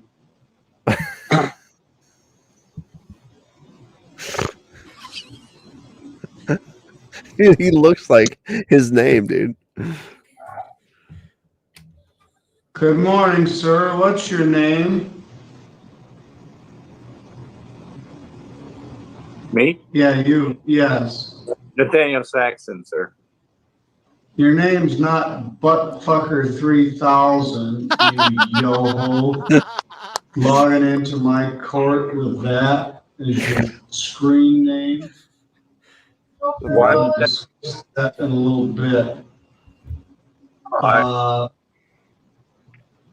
What kind of idiot logs into court like that? What's your name again? Nathaniel Saxton, sir, but I don't believe that I typed anything like that in. Well, that's what it says. Why? I apologize. That should not Yeah, be. you should. I'll put you in the waiting room. You can sit in limbo for a while and think about what you call yourself online. Brandon, next time we do a show, like you gotta have Buttfucker 3000. Sure. And not say anything. That's totally his nickname. Just own up to it. Later on in the video, he's like, my sister put that name on there. She set up my computer for me. It's like, dude, you got caught. Just deal with it, bro. Guys, we're up to about 200 people here tonight. If you guys don't mind dropping a like, I mean, we're trying to give you guys some pretty different kind of entertainment tonight. So I hope you guys enjoy it. Dude, look up Ocala Forest Rainbow People. All right. All right. After this, thank you so much, Dawson Quick, with a $9.99 super chat. Thank you guys for the endless entertainment. You and Brandon rock. Thank you so much. Let me give you a clip. It's top 10 slashers. Okay. 10 I think number 10 is going to be Valentine. Valentine at number 10? Valentine at number 10.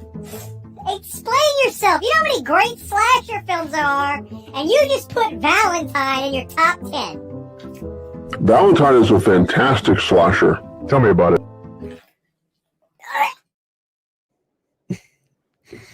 All right. What did you say? Ocala Forest Rainbow People. Ocala? Yeah. It may not be on YouTube. I'm not really sure. We'll see.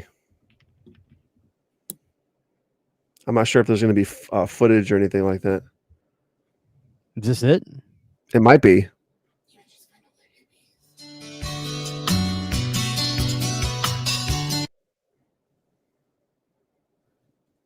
Just do no audio because of that music playing. Mm-hmm. What are the rainbow people? They just live off the grid? I think it's like a sort of a Hills Have Eyes sort of thing. Brandon, I never finished sodas this fast. This Chucky's punch is legitimately good. Good. If you I see it, need to find it. I really did like it. I don't think the video, Shannon's looking right now too. I don't think the video we're talking about's on here. But yeah, the Ocala is like 2 hours from our house, and it's like sort of a Hills Have Eyes sort of thing in Florida. I guess you could quantify it as that. Is this it? I mean, look, there we see the settlement right there. That's footage right there of it. No, there's rainbow people who are just a bunch of hippies. And there's a They just settle on the dirt road like this? Well, it's like a hippie culture or something, but some of them have like really gone primitive out there. Like, I don't think there's any footage. So they'll have vehicles, but they'll live in tents off the side of the road. Yeah, I'll have to find. Nightmare Film says that's where Cody went. He's living in Ocala.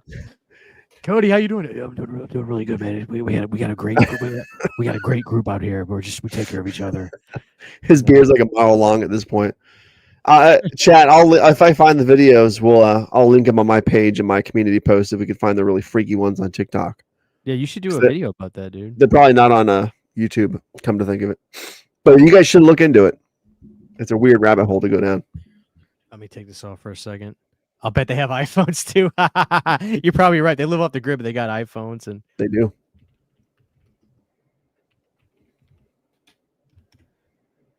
Brandon, there is this crazy police cam footage that I wanted to show you, but I cannot for the life of me find it.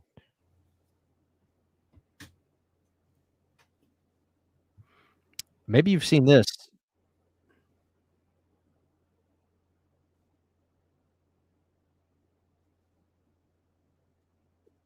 Let me see.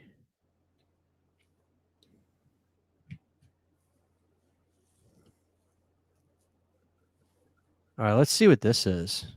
Ladies and gentlemen, you think Leatherface has a cell phone? Brandon, what's the latest on Hamburger Man? We got to know.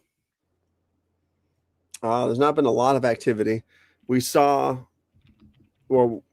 we saw the food truck drop somebody off next door a couple nights ago, but not exactly sure what's going on there. It's been relatively quiet. Thank God. But until they finish that house, it's never really going to be an end of the thing. You know what I mean? Until it's finished and people are living there and there's not really room for weird shit to keep happening. So that's the reality of it.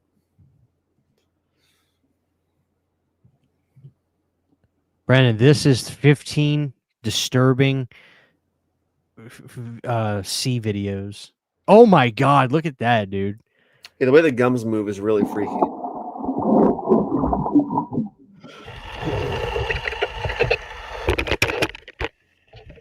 Dude, look at the teeth on that hammerhead. Well, yeah, he comes again.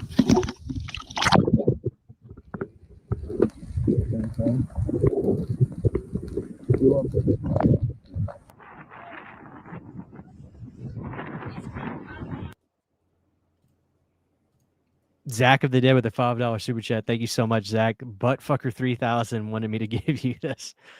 Also, has Brandon ever talked about Children of the Corn 4? Never. I think we can educate the audience about that. Thank you, Zach. Dude, this is the best Children of the Corn movie. It looks the most expensive. It looks the most polished. It has really good cinematography. The color grading kicks fucking ass. The score is really good. The main chick in it is really good. It's her first starring role. It's the chick from, what the hell's her name? The chick from, name her what? She's the starring chick. And there's also Karen Black in it. There's all like the locusts and shit and the kids climbing up from the well. Like, it's a fucking sweet movie. In my hometown, we had a guy called the Icy Man, but he just sold drinks where he scooped ice with his dirt-stained hands and sold cigarettes to little kids. That sounds like Florida to me, dude. And then we got PP Dangler with a $5 super chat. End of the internet. Search Corey Feldman. What's up with the youth? Howard Stern. Oh, I love that clip. I can't play any Howard Stern on here. I'll get zapped very, very fast. You know. Thank you so much, PP. I feel like people sleep.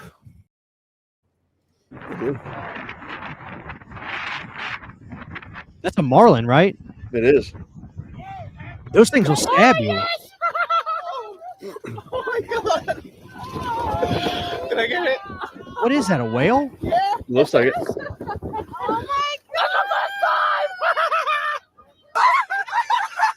That's the first time.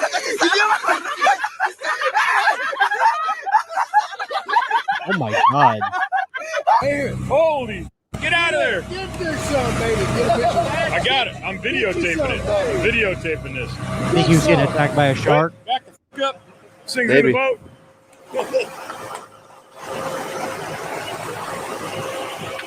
Do not put your face by that dude. Are you Kidding me? I can't even believe it. Dave, watch your head. Jesus Christ, you all right? Shit. Throw it down on the front. He goes the other way. Oh, jeez. Do you see that? Oh!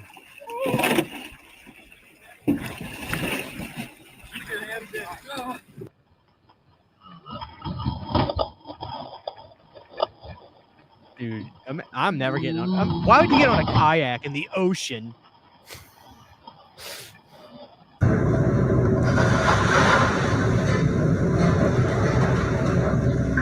Wouldn't that be your biggest fear, dude? Imagine you went to bed in your own bed and you woke up and this is where you were. I'd pass away.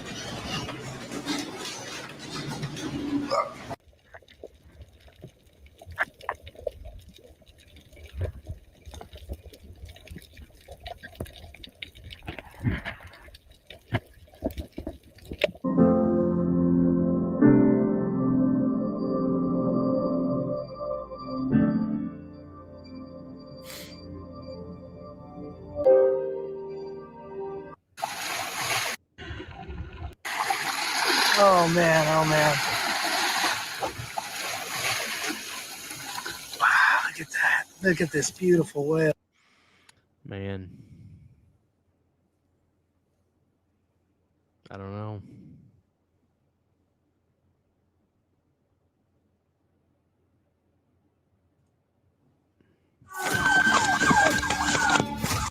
You watch brutal high-speed chase clips, Brandon, on I do. Let's see if the audience likes this.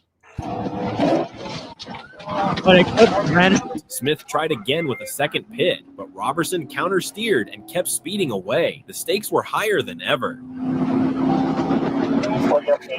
The stakes were higher than ever. Oh shit, Brandon! Look at him. He's on the other side. Oh shit, Brandon! He's gonna cry. Get around on these traffic. He's going the wrong side of the road. Multiple 1050 right here, maybe. Victoria Drive. Oh, how do you survive that? Man, he is booking it in that Dodge. Victoria Drive. Coming up to Holly Court. There he is, man. They're gonna clip him again.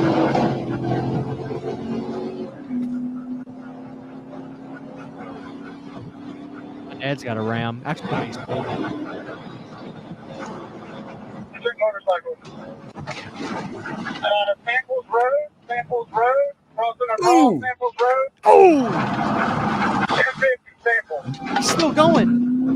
At GA20 and Samples Road, Robertson ran a red light and slammed into another vehicle, finally stopping his truck. But instead of giving up, he bolted on foot. Officers chased him into a parking lot where he eventually realized he had nowhere to go and surrendered.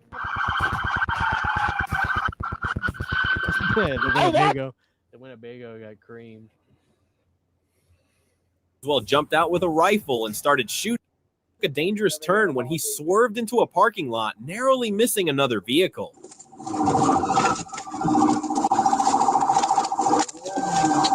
Brandon, we go to the hibachi. You saw that? Hell yeah. Pizza Hut, Brandon.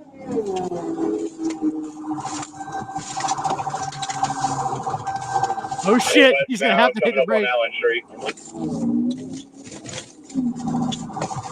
Westbound on Allen. 10-4, Allen and Chandler. We're taking Chandler Street right now. You would think he would gun it, right? He's not really gunning it at all.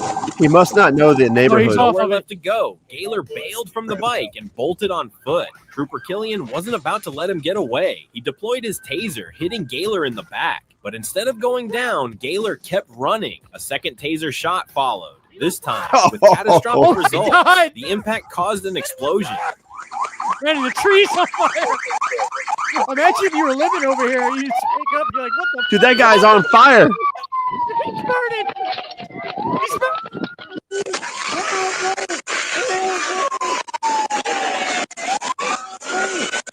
With the flames finally extinguished, Gaylor was taken into custody, but the mystery didn't end there. It was later revealed that Gaylor had a gas jug in his backpack, which is what caused the explosion when the taser hit. The night ended with a trip to the hospital, but little did anyone know, Gaylor's troubles were far from over. The dude got set on fire and still Teenager arrested. out on bond for murder, a stolen car, and a desperate attempt to escape at 95 miles per hour. What could possibly go wrong? Man, it's like a well, 96 everything. LeBaron. Texarkana, Arkansas. Wednesday, October 2nd. It's just another evening until officers spot a stolen car near Garland and Jefferson Avenues. The driver, 17-year-old Micah Xavier Holmes, already facing a first-degree murder charge. Instead of pulling over, he floors it. Arkansas State Police lock in. Holmes hits Interstate 30, weaving through traffic at 95 miles per hour. Sirens wail, lights flash, but he's not stopping. He's got nothing to Man, what's lose, up with all or these so he Yukon? thinks. These 98 Yukon. They don't build them like they used to. These Yukons go, dude. Get the thing.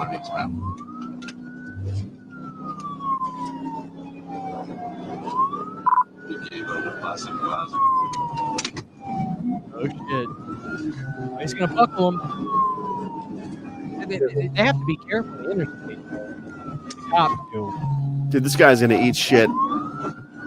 Passing on the right shoulder. You think the tires are gonna give? Speed's about 90. Traffic's pretty heavy. Dude, he is booking it. The RV on the phone advisor are going towards I-30 now.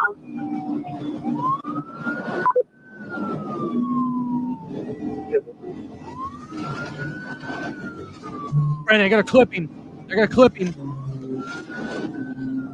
Dude, you got it too heavy. They built those cars. Oh shit! They're about to crash out. We're about to 6. Oh God, he got away. He got away. Eastbound, 9 mile an hour.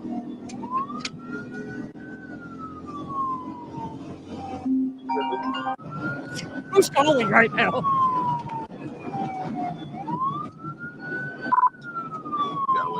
traffic clear up. I try to get TV out. The passenger on the left inside shoulder. He's cutting the grass. Wreck out right here. Looks like. Yep, they're wrecking out in the median. Brandon, There he goes. Dumb Stolen ass. vehicle loses control instantly. Tires digging into the soft ground. In a split second, the car flips violently, rolling before slamming down on its roof. Metal crunches, dust fills the air, and the chase ends in a heap of wreckage. Troopers rush in, weapons drawn, but there's no more fight left in home. After a quick hospital visit, he's taken straight to a juvenile detention center. Oh, he's a kid. Come on, kid. Don't ruin your life. On May 12th, 2024, Trooper was enjoying a cigar when he noticed the speeding Dodge Charger. He hit his lights, but the driver didn't stop. Instead, he slowed down, turned on his blinker like he was going to pull over. The Trooper stayed cool, holding his cigar, until the driver decided to take off instead. I got a bad Stopping or what? What are you doing?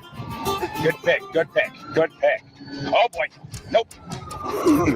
Oh, he threw a cigar out, Brandon. With the suspect now speeding away, the Trooper had no choice but to toss his cigar out the window and take He's getting a off. littering charge for that The later. chase was on. Dodge Charger taking off of me. Southbound 395, passing bleed.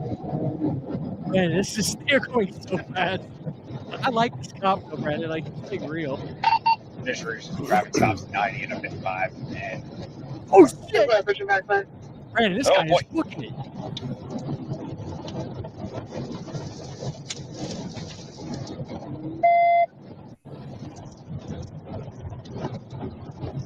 Yeah, it must be Louise. What are you doing? You pulling over? What are you doing, buddy? Is this in Orlando? Hold on, he's slowing down. He's slowing down. We're stopped. We're dead stopped. Fairfax, Colorado. Disregard. He just took off. We're southbound, approaching 286. Speed's accelerating. Speed's 70. We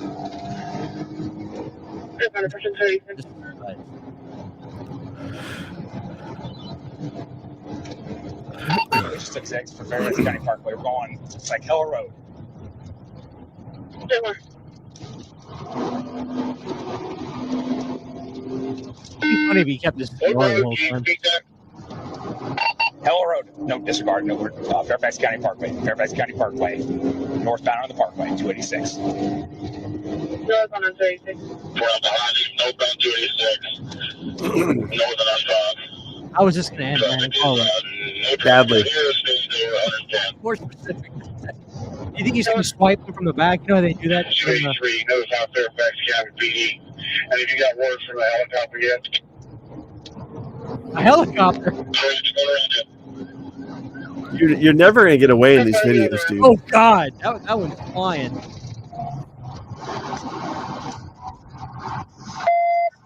Eventually, the driver pulled off Route 286. The Trooper quickly boxed him in, bringing the chase to an end. Okay. All right. Why are you running, man? It's his birthday, and I just... It's your birthday, man? No, it's my brother's birthday.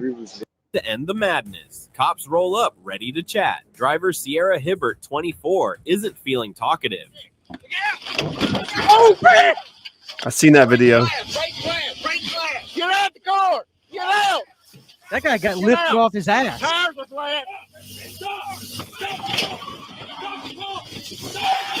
Man, look at that guy in the blue shirt acting like he's. Hold on, Brandon. Listen, I gotta say, guy in the blue shirt is an idiot. Watch him, Brandon. Watch. Get out! He gets in the same spot, and he's got his hands on like he's gonna stop a damn Yukon. What the hell is that? That chick's got kids in the car, apparently. Let's see what happens.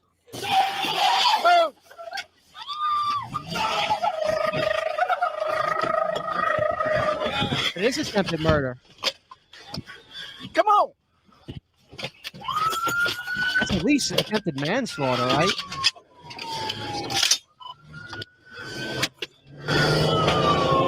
No, it's great, man. They got him. They got him already. She moved like 5 feet after she took off.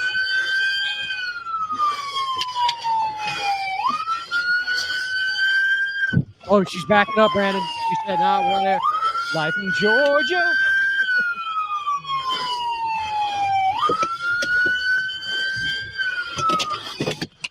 You see her? Yeah. Oh, Brandon, you go back up.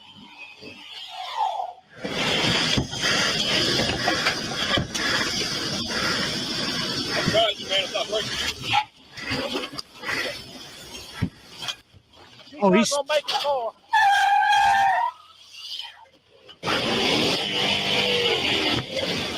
Just give it up at this point, right? They're not shooting at kids in the car, right? Imagine these poor kids, Brandon. Just like, what the hell are we doing here? Imagine dude gas. Oh my, you hear him? He's up and fucking. All he's doing is driving. You hear him, Brandon? Yeah.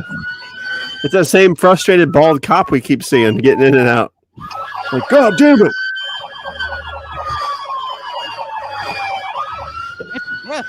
Jesus Christ. You barely walked out.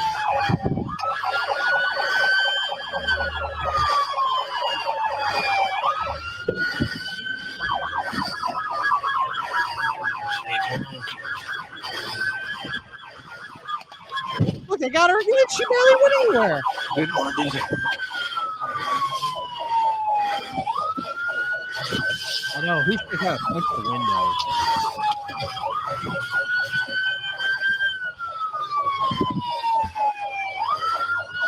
She just ran the light.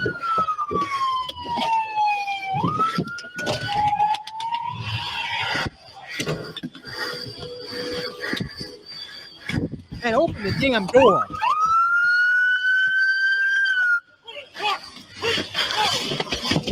After a series of crashes that would make an action movie jealous, officers finally corral Sierra. Miraculously, her child. All right, Brandon, let's do one more. The audience seems to like the cop chases.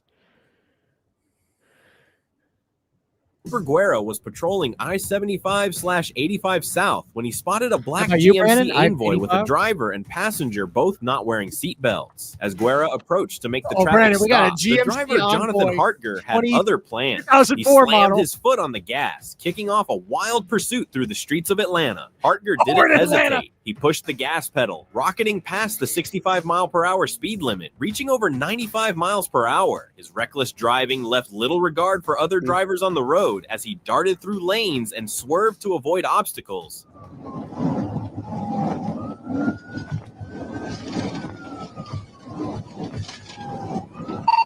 Still taking Camp Creek Parkway. This is just a normal day in Atlanta. Like, if you're an Atlanta cop, this is what you deal with. Not in Philly, man. Driving in Atlanta is hell. It is. I'm sure you've been driving before, and like there's just a high-speed chase going on while you're going to work. You know, from work or something. If you even react, you just like, oh, this. There it is.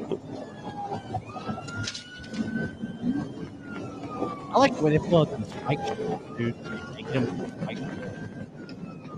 Still on Camp Creek Parkway. Still westbound Camp Creek.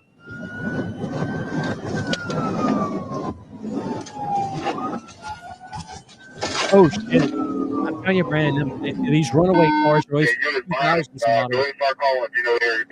They can take bumps and hit. This guy got to cross over. Oh shit! He's turning. He's turning. Where's he going?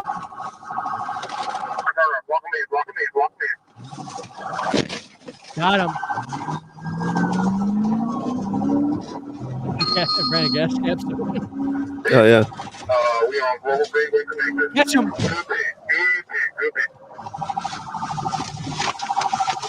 What do you call that? That's called a pit. I think so. Boom. Trooper Rich executed a flawless Pétis maneuver, sending Hartger's vehicle into a spin. But even as his car lost control, Hartger wasn't done. Pulling you over for no seatbelt, dude. An attitude to match. But power means nothing when you go up against the Georgia State Patrol. It was just another routine stop on I-675. Georgia State Patrol. Brandon, have you ever seen like let's say like a crazy bus getaway, like some kid steals a bus or some shit? I saw a video of a guy It's like a POV too. I think he's on drugs or something, and he hijacks like a semi truck, and he's driving like 80 miles an hour through this really small town. If you can find that footage, it's fucking insane, dude. I want to say it's from last year, the year before. It's like a guy on drugs takes a semi truck and he's barreling down this like town road, and I think he ends up crashing. And the footage is insane, dude.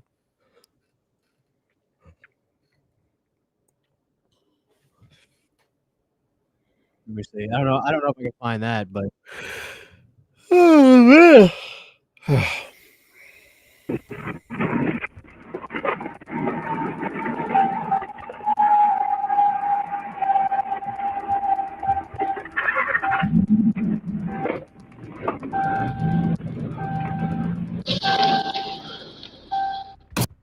Some people rent U-Hauls for moving. These guys used one to move straight into a felony on February 9th, 2024, from Locust Grove, Oklahoma to Springdale, Arkansas. you'd be good at doing the audio commentary. Yep.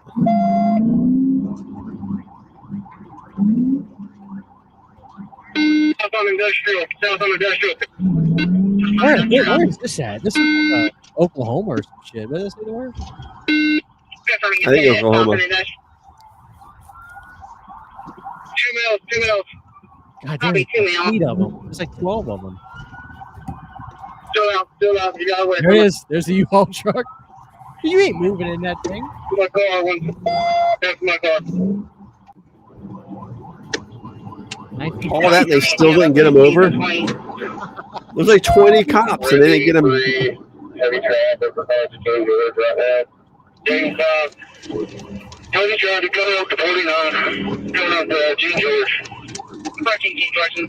That's got to be Oklahoma. Look how flat it is. Coming up to the intersection, Gene George right now. Oh, damn. Cement truck blocking. Oh, there he goes. He's gassing it now.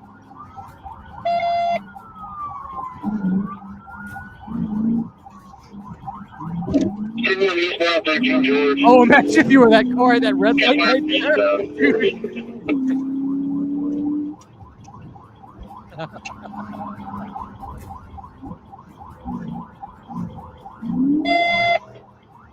Dude, these cops do have it rough though, because like they really have to be responsible without trying to damage.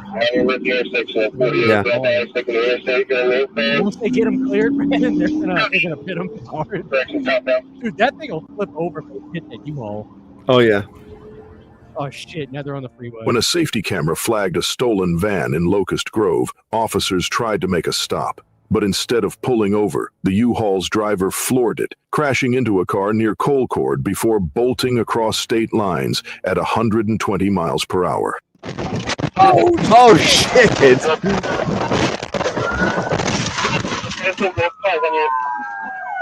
Oh my god!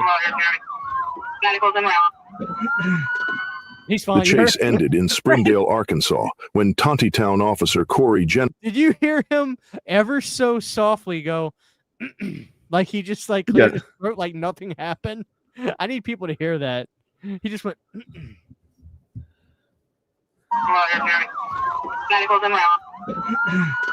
Yep. The chase ended in Springdale, Arkansas, when Tontitown officer Corey Jennison tried a tactical stop. It worked, but his cruiser flipped in the process. He walked away with minor injuries. The U-Haul didn't get far. Brandon, we're almost at the 2-hour mark before these. We'll call it. This was actually a really fun show. I love it. Oh hell yeah, we gotta do another one of these, sure. Absolutely. Audience, drop a like if you enjoyed the show. Please drop a like. Oh, they're gonna wait the thing where they get him to stop, Brandon, and then they're gonna gas it. Watch, you're gonna wait for the cop to get out, then they're gonna gas it. In a Toyota. Like the Toyota hatchback. Those things can go, man. Those V60s, they can go. Things went downhill fast. He grabbed Duncan's taser and threw it into traffic. Then he kicked her in the head multiple times. Civilian Kylie Sutton jumped in to help, and in the chaos, Duncan drew her firearm and fired once, striking Zappat Alvarado in the head. What? Get out of the car! Get out! Get out of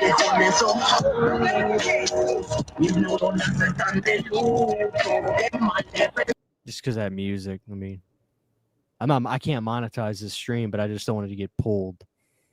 Let me wait for the action to kind of kick up. Come on, woman. You can tell that's a tough woman too, but man, when you're dealing with these crazies, look at this nut job. Tase him, Brandon. Tase his ass. Roll over.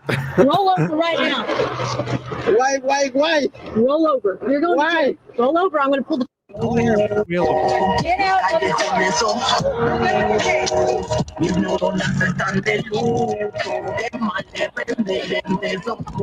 Tase his ass. Oh,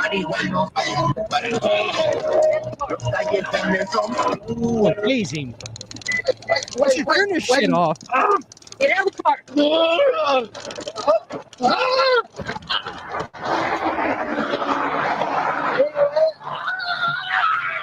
Got him. Roll over. Roll over right now. Why? Roll over. You're going to roll over. I'm going to pull the trigger. Why? Roll over. Roll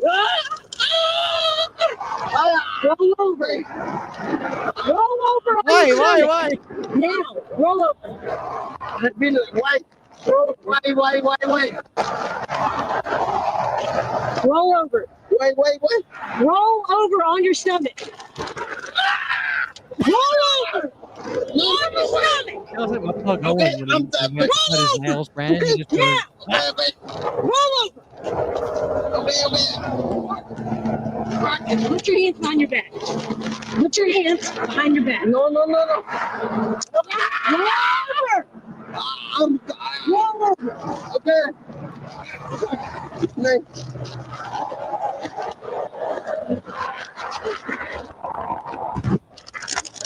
I know.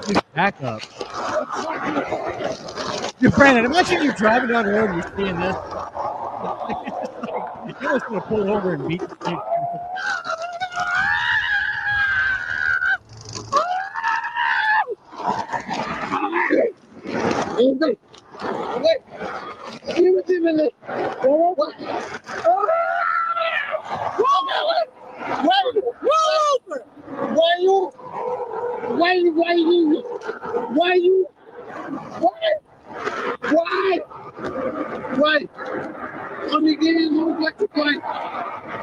Stolen Kia.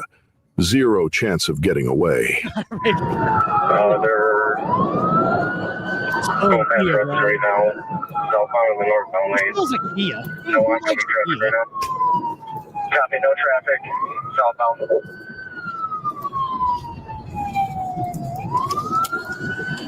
Either Saturday approach, check that Grand Motel. Copy, not mailing in front of Grand Ridge. Gonna be going off road. Deputies first spotted the sedan near 60th Street, SE, and Kalamazoo Avenue. When they tried to pull it over, the kids hit the gas. Traffic was thick, and for safety, deputies backed off. It didn't matter. And they ran into a fence. We're going to be going back out on Vision. Copy, ran into a fence. Back First Division. Yeah, I know. 50 miles an hour, release button. It's a sidewalk, The stolen Kia eventually crashed in spectacular fashion. The teens bailed out, thinking they could outrun police on foot. Spoiler alert, they couldn't. Hey, get your rifle to the house. All 5 suspects between the ages of 14 and 17 were caught. The youngest, the driver, was just barely tall enough for the pedals, but nowhere near old enough for a license. They now face charges including auto theft, fleeing, reckless driving, and for the 14-year-old, a bonus probation violation. Dumb What asses. started as a joyride ended with a harsh... Here we go, Brandon. Is there any other crazy kind of video you want to do? Because the audience is still very strong. We still had 170 people here with us tonight. Is there any crazy video you want to look up? Because if not, I do want to show you this one video of these couple of guys that book it out of they're prisoners and they book it out of a courtroom, and one of them like just jumps down and like busts and breaks his ass because he's handcuffed and he jumps off the second story like ledge. Have you seen that? I don't think so. I might have. Let's do that. Then we'll call it.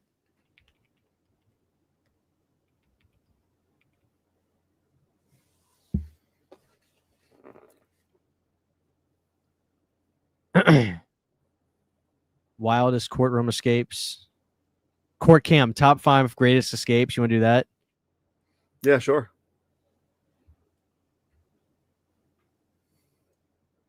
All right, here we go. We'll do this, and then we'll call it.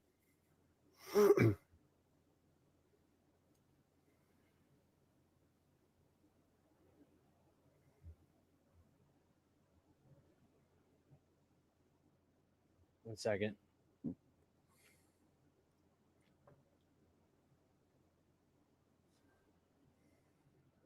All right, let's see. Can you see? Oh, no, I didn't have it pulled up. All right, here we go, guys. Watch this shit.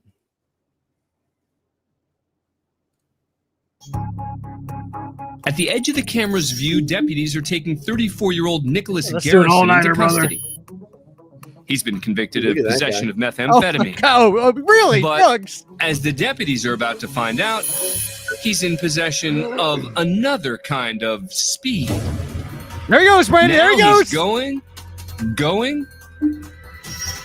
He got oh my God. Let's back things up and see exactly what happened here. Watch, Brandon. Watch that cop slide down. Watch as Garrison waits to make his break until both deputies have their backs to him. He then splits the 2 officers. And a third is no match for his open court speed. He hits the stairs as Deputy Ben Reno takes a flying leap over the railing to stop him. Brandon, watch But this Garrison cop slide just down slips the through his stairs. fingers and is able to break out of the courthouse and escape outside. No, that guy ain't doing shit, Brandon. Nicholas You saw him? Garrison would elude police for almost 4 days before being captured. He now faces additional charges for his courtroom breakout. As for Deputy Reno, who took that daring dive into the stairwell, he suffered 4 broken ribs and a minor concussion in his attempt to foil the escape, but eventually made a full recovery. Outside the courthouse, defendants are being transported to the county jail, including Diego Jose Zayas Martinez. He's been charged with making terroristic threats and stabbing a man. He was just in court at his bond hearing, where his bail was set at $100,000. Watch as the deputy escorts the men to the bus. There's Zayas Martinez. Like the other defendants, he's wearing handcuffs, but his feet are free, so he decides to use them. There he goes. Let's take a closer look. Zayas Martinez makes a break for it just beyond the grasp of the second deputy, and the officers immediately give chase. But one quickly stops, deciding to stay with the remaining prisoners. Zayas Martinez makes it to the parking lot. One of the deputies isn't far behind. He'll need to pick up the pace, though, if he wants to close the gap. Despite the deputy trying to head him off, Zayas Martinez manages to stay 1 step ahead. It looks like he's just hopped a fence. And with that, he could be home free.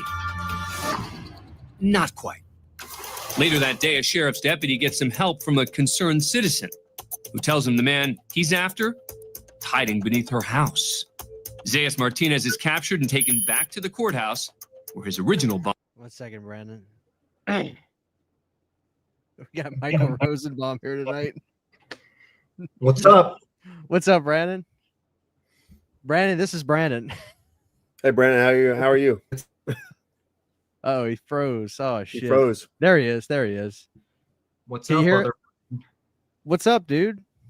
I'm doing good. Can you hear me well? Yeah, I can hear you fine. Let's look at what do you got going on? Let's look at your background. Oh no, dude, it's a fucking mess. Look at this. You got couches and dude, this looks like a dude cave. Is this a dude cave? Yeah, it's the upstairs area that that we shoot the podcast. Here's the infamous studio. Nice. Oh my god, there it is. Oh, this is like seeing like What was that movie? What's that shit? I feel like I'm not supposed to see this, dude. Brian Peck got in trouble for one of those Gacy paintings. Oh my god. So Oh it's not man. Just for my audience, in case you don't know who this is, if any of you guys watch Talks from the Crypt, this is Brandon. So I have a thing about meeting guys named Brandon. And these two Brandons are, I think you guys are actually a lot alike in a lot of ways, but in other ways you guys are vastly different. Yeah, we like bad movies. That's right. You know, It happens, dude. I'm a fan of that. Oh, So likewise. what are we ranking today? What are you guys watching? What's on the Well, menu? check this out. So Brandon, we and I'm talking to Talks Brandon tonight. I want to, like, dude, the thing about this show is we love to just do random shit to give the audience like something a little different. So this show was called the Disturbing Things Show. We started off talking about chilling scares, watching like in not haunted, but like abandoned building, creepy encounters and shit like that. And then we started watching what do we watch after that? I forgot what was that, but now we were watching police chase videos and we were loving it. And now we're on people like criminals in court running away and getting away. So that's what we're doing right now. Do you watch stuff like that, like court cam drama and shit like that? Dude, I will get sucked into that mostly on Facebook, where you get these 15-minute police cam videos of people getting abused by police officers. It's my favorite. Well, here, check this out. Let's see. Let's give this a minute or two. Let's let Brandon get acquainted with this. Let's see. Bond is increased to $500,000, and he faces an additional charge of third-degree escape. What do we got next? Next, we go to a pretrial hearing Jefferson, in Louisville, Brandon, Kentucky. anything named The Jefferson. defendants are Mario and Crazy Jose shit. Guzman, Always, were out dude. on bond in connection with drug charges. Sitting behind the defense table is Mario's wife, Samantha Ayala.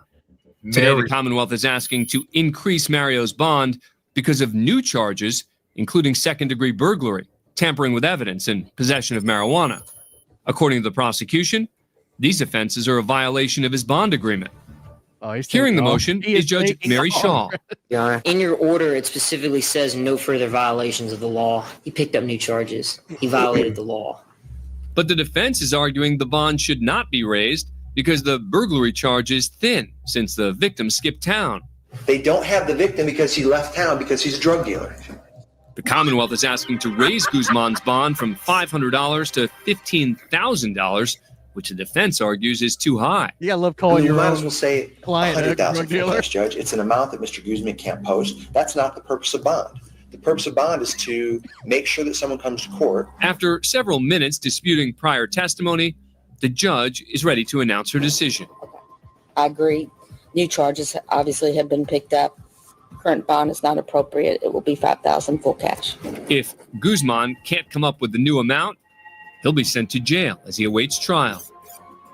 A bailiff is ready to take Guzman away, but he has other ideas. There he goes. Oh, he's locked it. He cleared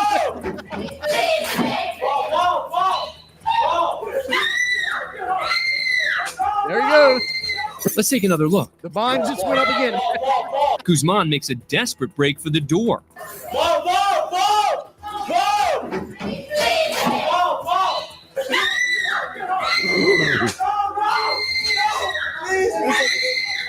Jose Guzman begs the judge for help. What is he gonna do?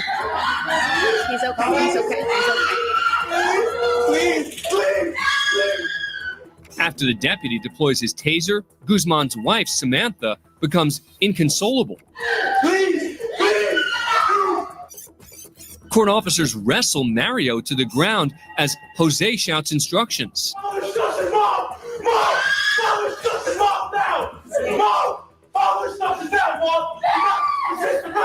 Sorry, man. I'm talking Yeah, this one's It's a strange. dull-looking day. Let's do this one. Oh, you mother. Dude, I'll throw one in the hat. It's pretty heavy. You don't have to play it now, but watch it at least later. What is it? Oh, it's fucking. That was the last one I watched. It's on YouTube. So if it's on YouTube, I guess I can play it. All right, let me cue that up. It's a long one, but it's worth a watch. It's probably the craziest thing. Not as lighthearted as old Mario. Well, so you watch all this shit too? Oh yeah, that channel, that one, Explore with Us. Oh, see, you're already in the know. It looks like you've watched. I was watching this. Explore with Us. Oh, okay, BB, just be good, yo. Just be good. I'm gonna tell the truth. Just be good. Come here and stand over here. Just stand here, lean up against the car, okay? Please tell them who she is. Ma'am, you can talk to whoever you need to talk to. I just Ma'am, want to say why she was reacting the way Ma'am. she is. But she's mentally retarded and she really don't You- have anything that's you can talk to Like, anybody you need to talk. Is there like a climax to this where they open it up? At around where the gray bar first peaks, at about, I would say maybe that's like 10 minutes. Ooh, 8:46. Let's go. That's right when here. they find the bodies. Yeah, this shit's crazy. Let's go right here. They're making her dig out all of her bags. Can you cut it one more time? Trash bags. And this is what smells, Rita. Oh my God, that's What is that? disturbing. Huh? What is that? Dirty thing? No. Pull it out. Dirty thing from my husband. Pull the whole bag out. I am. My husband be saying the dirty luggage from my husband. I am. See? Take it out. Take the bag Take that bag out of there. I am. Okay. Pull that bag out. Long ass cigarette she got in her mouth. Oh yeah, that's a 100. Dirty There blanket. you go. Open that bag up. Jesus Christ. See clothes. See clothes. All see clothes. Open it up, man. I did. Unroll the whole thing. Oh God.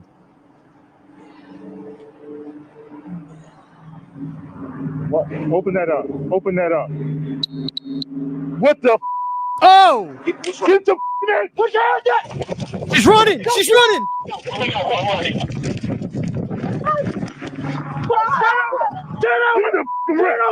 Turn over right now! You're under arrest! Don't you move! Don't you move! Oh my Put your hands God. behind your back! Put your hands behind your back! What I do? What the? It's not my. Dude, that shit probably fucks them officers up. Oh yeah.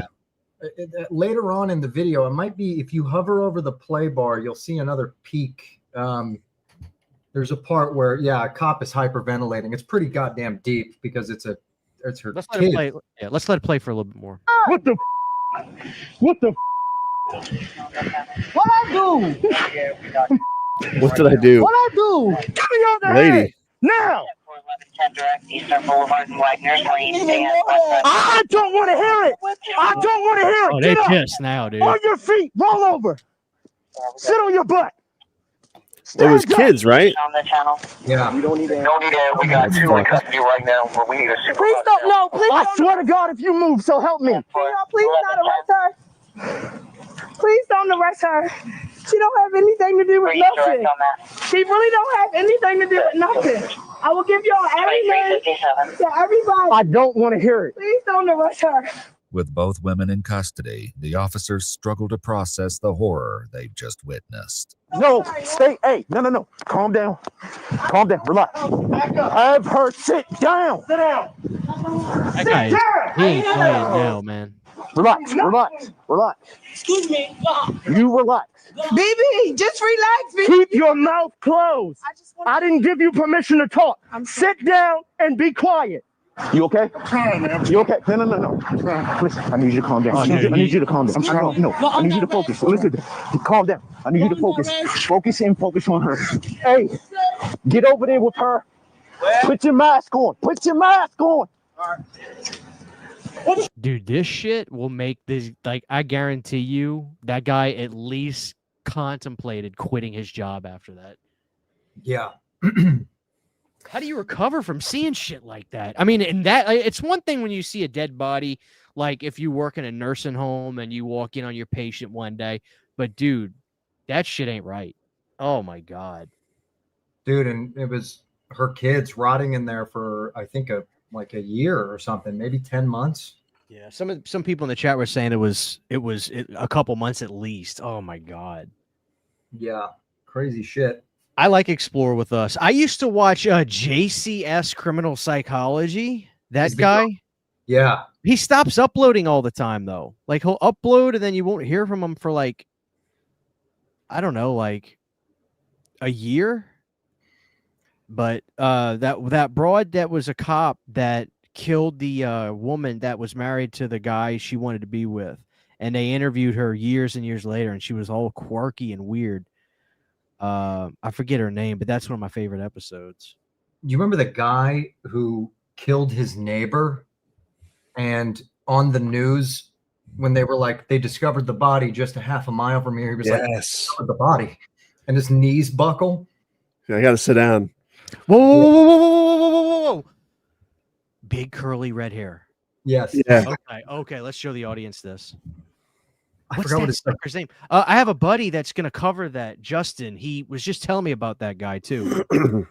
All right, let's go to JCS's page because the audience needs to see how fucked this guy's head was.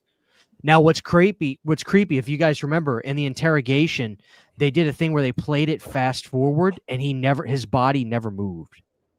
Yeah, there he is right there. All right. Stephen McDaniel. Let's show the audience this. Stephen DeHojo. This shit right here, dude, will keep me up at night. All right, here we go, ladies and gentlemen. Health professionals evaluate stalking. 4 essential items are taken into consideration: the nature of the relationship between the stalker and the victim, the stalker's motivations, the psychological, psychopathological, and social realities of the stalker, and the psychological and social vulnerabilities of the victim. The subject of this episode is 25-year-old Stephen McDaniel. And to gain a deeper understanding of the foregoing components, we have to extract certain elements through the knowledge of hindsight. The evolution of technology over the past 2 decades has made forensic investigations considerably more efficient. 2 of the information extracted during a full confession. Without going into specific detail, a large majority of the subject's time was spent watching porn that surrounded the theme of violence and torture. My question is this. Now, I am not a professional at all, but I got to ask you guys, are people like this, are they made or born or both? Like, can you be born with your wires just fucking crossed where you are just like born to like eventually do the disturbing things that are in your head? Or can people like this be made into this way, whether it be horrible upbringing and like the Rob Zombie Hall, like I think in that movie, they basically put the kid in an environment to where, you know, they set him on a path to lose his mind and just like be obsessed with murder and death. But like, look at this guy. Like this guy just looks like he's got a few fries short of a Happy Meal. I think it could be both. I think you could be born with it or you could be made into it. You know what I mean? Well, that's the genesis of criminal psychology, is natured or nurtured.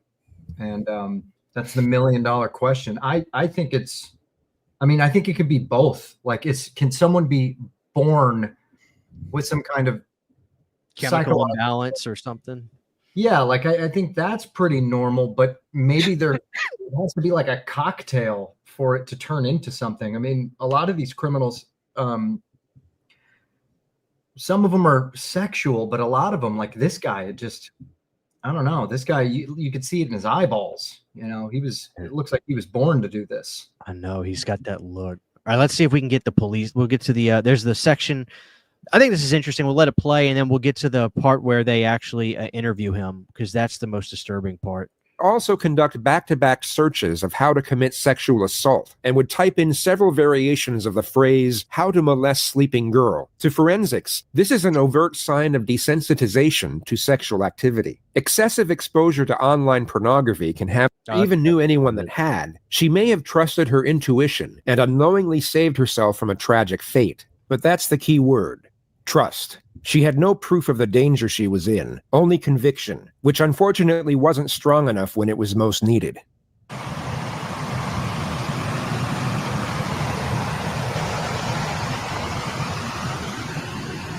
Oh my God, this guy's filming this girl's bedroom. Yeah. Stephen McDaniel snuck into Lauren's apartment once more, only this time she was sleeping inside. As he crept into her bedroom, she awoke and immediately panicked once she saw the intruder. McDaniel then pounced on top of her and proceeded to strangle her for roughly 15 minutes. Lauren put up a courageous fight and clawed at her Poor girl. attacker's Look at this face poor and girl. chest, but she was eventually overpowered and died of asphyxiation. After the murder, Stephen dismembered Lauren's body in the bathtub with a hacksaw. He cut his victim into 5 pieces, placed each piece in a trash bag, and then disposed of each of them in separate trash cans around campus. 3 days later, Lauren's concerned friends would arrive at her apartment and let themselves in with a spare key. McDaniel would notice from his window and invited himself inside as he offered to help. All of her belongings were still inside, including her cell phone, driver's license, and passport. A missing persons report was filed that night. A search party commenced the next morning, and police would discover the victim's torso at 9:40 a.m. It Good was placed God. in a trash can next to the apartment complex. The rest of the victim's remains were never recovered. The investigation was then switched from a missing person to murder. Police canvassed the surrounding area and began conducting interviews with neighbors and classmates, one of whom was Stephen McDaniel. But he was first interviewed by the local news, and at the time was unaware that part of the victim's remains had been discovered. We're just trying to find out where she is at this point. I mean, no one has seen her since Saturday. I mean, the last time anyone heard from her was an email that she sent out, and no one's heard from her since. What kind of person was she? I mean, what did you see? I mean, she's as nice as can be. I mean, very personable, very much a people person. Do you know anybody any enemies she might have had, somebody that might want to hurt her? No, I mean, we just don't know where she is. What about in the parking lot area? I know they've been doing a lot of, I think that's where they have recovered the body or whatever they recovered from there. Body? Had you seen anything there? Had you seen anything there? I mean, we don't know if this is the same person. You know what I mean? Like, they took out a body there earlier. We don't know if it's the same person or not. Brandon, it's just like he look at his face right there. It's so crazy how he goes from totally normal, and as soon as he says that, his whole you can see the color run out. Oh, yeah, he's so panicked. Oh yeah, dude, his heart's probably going 1,000 miles an hour. That's how we're trying to ask people if they know who lived there. He's gonna pass out. It looks like. Are you okay, sir? I gotta sit down. I think I need to sit down. Okay. Billabong. This is most likely a genuine reaction disguised as another. He is most likely feeling a sense of fear and shock over the fact a substantial piece of evidence has been discovered. Yet he plays it off as a feeling of sorrow over the loss of his supposed friend. I don't know anyone that would want to hurt her. She was as nice a person as there is.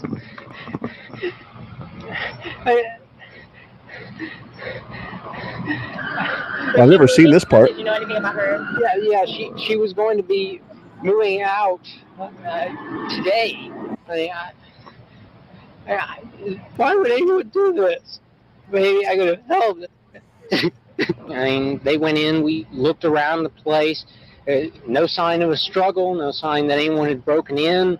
Just nothing. He was interviewed by police at 11:50 a.m. and offered to help in any way he could, yet came across as fidgety and apprehensive the entire time. There were 2 highlighted moments of the interview. The first was when Stephen asserted that he was a virgin, saving himself for marriage. The second was when the detective discovered scratch marks on his face and stomach, which he asserted were done by himself in his sleep. He at that point unknowingly became the prime suspect and was asked if police could search his apartment. Stephen reluctantly accepted and was then transported back to the complex with 4 other investigators. While searching his apartment, they discovered a collection of swords, guns, toilet rolls, stockpiled provisions as if he was expecting an apocalyptic event, and a Now, what's the... Oh, my God. mask made out of women's underwear. The most significant discovery, however, was a pack of condoms. Stephen was asked why he would have such an item in his possession. And Now, Vegas Brandon, what do you make out of the swords and the fucking tomato cans? Because, like, that is a shit ton of, like, what do you... does this kind of like tell you something about this guy? Like this kind of shit. I want to say that he's like drugged out and paranoid, and he's just one of those like the world is ending kind of guys, but he doesn't seem like that. He just seems like, yeah, I don't know. They're able to put on that like before he got caught, before the body was like he was, you know, he seemed like you could have a conversation with him. Right. Like maybe I the know, sucker's just evil, dude. Yeah. Yeah, I know a couple guys who kind of have his mannerisms, especially back in school. And you know, the stockpiling of food and the weapons, that's kind of just what put him in to the guilty zone for me. I mean, it's just like, okay, this guy's clearly into some weird shit. But I don't know. I've had dreams where, and this might sound a little fucked up, but I've had dreams where I didn't kill somebody in my dream, but I had already killed somebody in my dream, and I now have to deal with the anxiety of, holy shit, who's going to catch me? Right. When is it going to happen? And I wake up sweating and bullets. So when I watch this video and I see the way he reacts, I could almost feel it myself as if I were in that position at one point. Jesus, man. What's really bizarre is guns, toilet rolls. Let me see if I can complex with 4 other investigators. While searching his apartment, they discovered a collection of swords, guns, toilet rolls. Brandon. Florida Brandon, I need you to give your complex with 4 other investigators. Let me pause While searching his apartment, they discovered a collection of swords, guns, toilet. What? Can you explain the toilet rolls to me? Like, give me your best. Give me your best thought process on the toilet rolls. I have no fucking idea, dude. I have no fucking idea. Is that a freezer? Is that a long bed freezer? It looks like it. Sure looks like it. Think so. Oh, is Akeem in the chat? He is. Akeem, what's up, dude? I'm ready for stranger things, my brother. I'm ready for it. All right, so here's the other thing too. Rolls stock. What's up with that? He's got the turkey spam and then the hickory smoke. What else does he have? Corned beef. You gotta swap it up a little bit. He's got a lot of tomatoes, man. Dude, that tomato soup is wild. And look up top. He's got Ovaltine, the best kind. Ovaltine. He's got the malt kind. Hell yeah. But look, dude, this is like, the thing is though, is yeah, there's multiple. I'm looking at there's rows of this shit.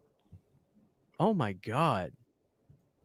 Piled provisions as if he was expecting an apocalyptic event, and a mask made out of women's underwear. The most significant discovery, however, was a pack of condoms. Stephen was asked why he would have such an item in his possession if he was staying celibate before marriage, at which point he miraculously confessed to stealing them from another apartment. This gave the detectives probable cause for arrest, and Stephen was placed in handcuffs and brought back to the police station. His interrogation began just after 11 p.m.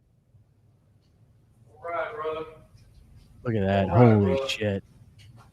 Motionless. All right. They should make a movie about I just got to ask you a few more questions. You came down earlier tonight. Me and you talked. All right. You don't have any weapons on you, do you? No. That's just you are. What's wrong? You know I'm Detective Patterson, right?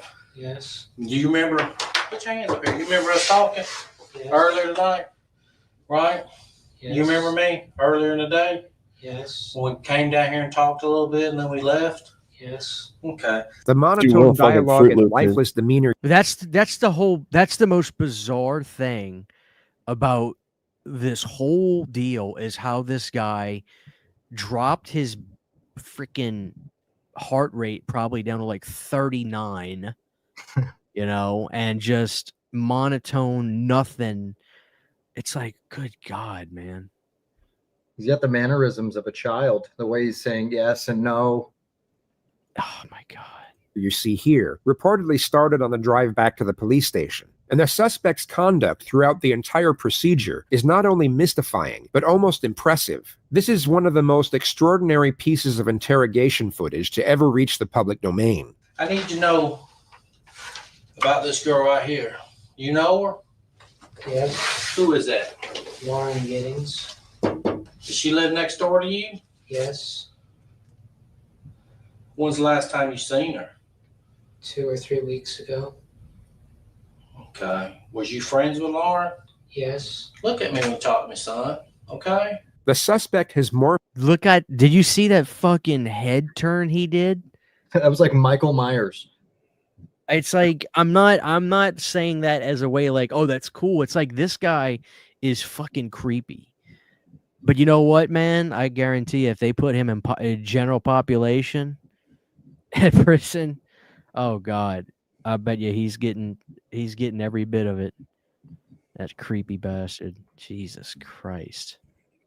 Himself into this abnormal and extremely creepy character. Whether it's a strategy or some sort of mental breakdown is unclear. But what's incredible is that it somewhat dictates the pace of the interrogation. The detective has just closed the distance and commanded eye contact, both of which are recognized techniques to increase psychological pressure. Yet the absurdly haunting manner in which the suspect turns his head and fixes his gaze unnerves the detective to the point where he becomes the one to look away and reset his posture. This essentially never happens in interrogations, as it can give the suspect an incredible boost in confidence. Look at me when you talk to me, son. Okay? Was you friends with her? Yes. Close friends? We were good. I mean, y'all were friends, right? Both of Yes. y'all were law students. You're studying to be an attorney, right? Yes. What kind of law do you want to go into? Criminal law? Yes. Civil? Is that what you want to do for a living? Yes. Okay. The detective steps back from his initially aggressive strategy. He asks trivial questions for 35 seconds. This right here, this little. I lost a lot of weight recently, and none of I'll my questions. probably cut it right there. I don't play the whole thing, but I don't know, man. There's some creepy motherfuckers that walk this earth, dude. I swear. Yep. You're really lying. JCS is the man, though. He really is, man. I remember when I found that channel, I watched it. I think the first one I watched was the Chris Watts, that piece of shit. Oh my god, dude. I watched fucking all of that. I even went to the Facebook page of Shanann and watched all of Those her home videos she posted and stuff. You know what's so crazy is that son of a bitch has a video on YouTube, like Chris Watts, of like how to make a marriage successful and like a chart graph and how to be a good partner and stuff. And it's just like, you motherfucker. It was like, it was years ago. But then they said now that the son of a bitch is trying to get like an appeal and try to get out of prison and all this. I'm like, dude, you ain't going. Are you kidding me? You ain't going nowhere. You stupid fuck. Yeah, that dude was probably the one that pissed me off the most. I hated his smug attitude. And then the news comes to his house and he's like, I just want to see him again. If anybody out there has him, please bring him back. It's like, dude, they're floating at their, not even floating, they're sunk to the bottom of an oil tank. You fucking monster. Also, I mean, do you agree that the broad that he was fooling around with, she knew what was going on? I think she knew. I think she got away with it, but I think she knew what the hell was happening. Her reaction, there was a video where I think they were asking her about it, and her reaction felt authentic enough, you know, for me to think that she didn't know what was going on. And to be honest, I mean, you know, you also have a longtime girlfriend, wife or girlfriend? Wife. So, you know, they're not into that shit, man. You gonna kill somebody for her? She would not like that. No, but I don't know. There's something about that woman. I forget her name, the mistress. Something about her. I don't buy it, man. I think she could have been in that damn. No. Well, yeah, she could have been. I don't know. I don't buy it. I don't buy it. I'm sorry, Bryden. I can't help it. There's something about that woman that doesn't sit well with me. Dude, thank God for the neighbor and then also Shanann's best friend, dude. Those two people helped put Chris Watts away. That video is crazy where remember they're watching the footage and then like there's a commercial and you see the baby and like the womb and it looks like it gets covered in black oil. That shit's so crazy. It's legit too. If you go watch the video right now, when Chris Watts and the cop and the neighbor and then Shanann Watts' best friend is watching the TV, the footage of him like parking the truck, a commercial comes on the TV and there's like a baby in a womb and you see like this black oil cover it. It is the most insane shit on the planet. You can find that right now. We'll end the show with that because now It is. I've never paid because attention to that. they were dumped in oil drums. Obviously, the mom and the baby were buried out, past the oil tankers, but the two kids were dumped in oil drums. So that's pretty insane, dude. Yeah, and then he puts his like hands over his head. That's like yeah. He's so busted right there, dude. All right, let me get this pulled up. It's kind of like an Xbox Live party. I dig it.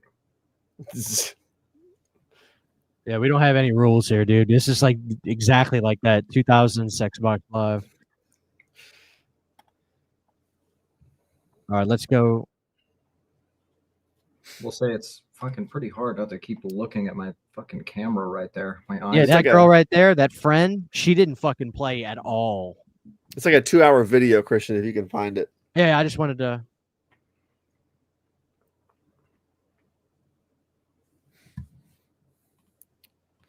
I could probably drop the link in the chat if you want. Oh, my bad. I thought it was pulled up. Here I am being this like, one hey, check this out. continually Yep. recording? Yep. Well, It's not. Is it any motion or is it? event- Okay, so it's motion. Any motion event that happens, I get cars driving from this street, and this is him at 517. Oh, look at him. He won't look at the screen. I think he knows it's over right there. Dude, watch this shit. I forgot how it's a little bit forward, but just watch this. It's insane, dude. Easier to lug everything out there, all the tools that I had to bring in. Yeah, here he goes, turning away. Oh, God, look at him. He's panicking. You can see He's his panicking. Hands over the head.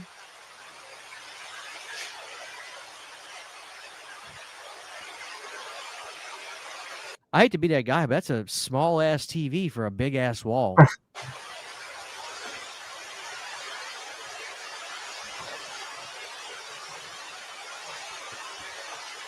Look at him. He's got After you see the baby in the oil, he goes, she was pregnant too. Watch this shit. It's fucking haunting.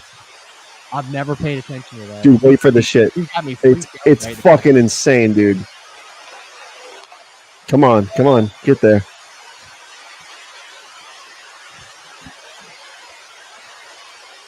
Oh, he is panicking right now. Gives me anxiety. I'm like, fuck.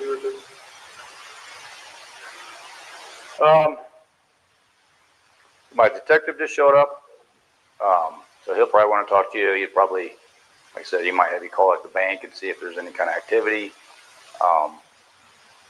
Because if there was any sort of action out there, his camera, I would have got it. Like Right.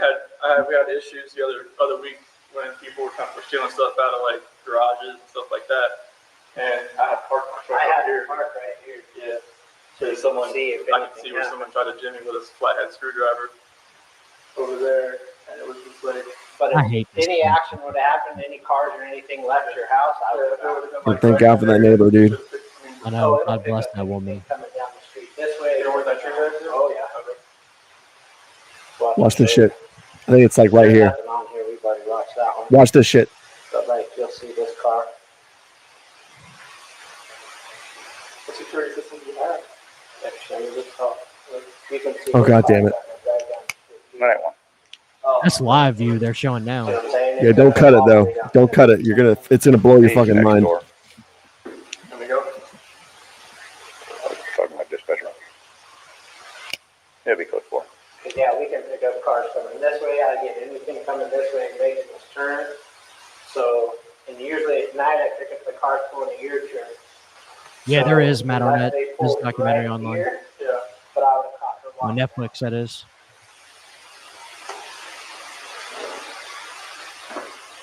He can tell right then and there. That's Watch it. It might be right here.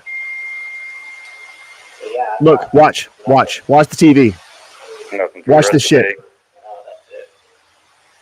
Baby turns black, gets covered like a slime, oil looking shit. Look, How far along? that's what he says. She's pregnant, 14, 15 weeks. Fucking Oh my insane, God. dude. That's why her friend said it was. So, yeah, I thought nothing. Listen, Nothing for the rest of the day. No, that's it. He sees it. Listen to what he says. She's pregnant as well. Fucking insane, dude. The way you paused on his face is like a perfect description of this dude's energy. You could see the sweat dripping from his fucking cheeks. And that the reason he said that was because of that TV. He saw that shit. Like, that's so crazy. That's got to be some kind of a, I don't know. That just fucking blew my mind. It's crazy to think that like less than 3 hours before this footage, he strangled his fucking little girls to death and dropped them down an oil drum. Like, dude, what the hell is wrong with you? You killed what most guys would kill for. You know what I mean? Like, it's just insane, dude. Well, they were so cute and they loved him so much. Those videos of them getting excited when he walks into the house, and you could see it even on his face then. It's like he's just not there with his own family. I'm gonna watch that one more time because the fact, dude, I have watched all the footage from this stuff, and that is the most insane shit. People ask me sometimes, Christian, you always tell your audience, God bless you, thank you. Like, are you religious? Do you believe in God? I'm like, I do.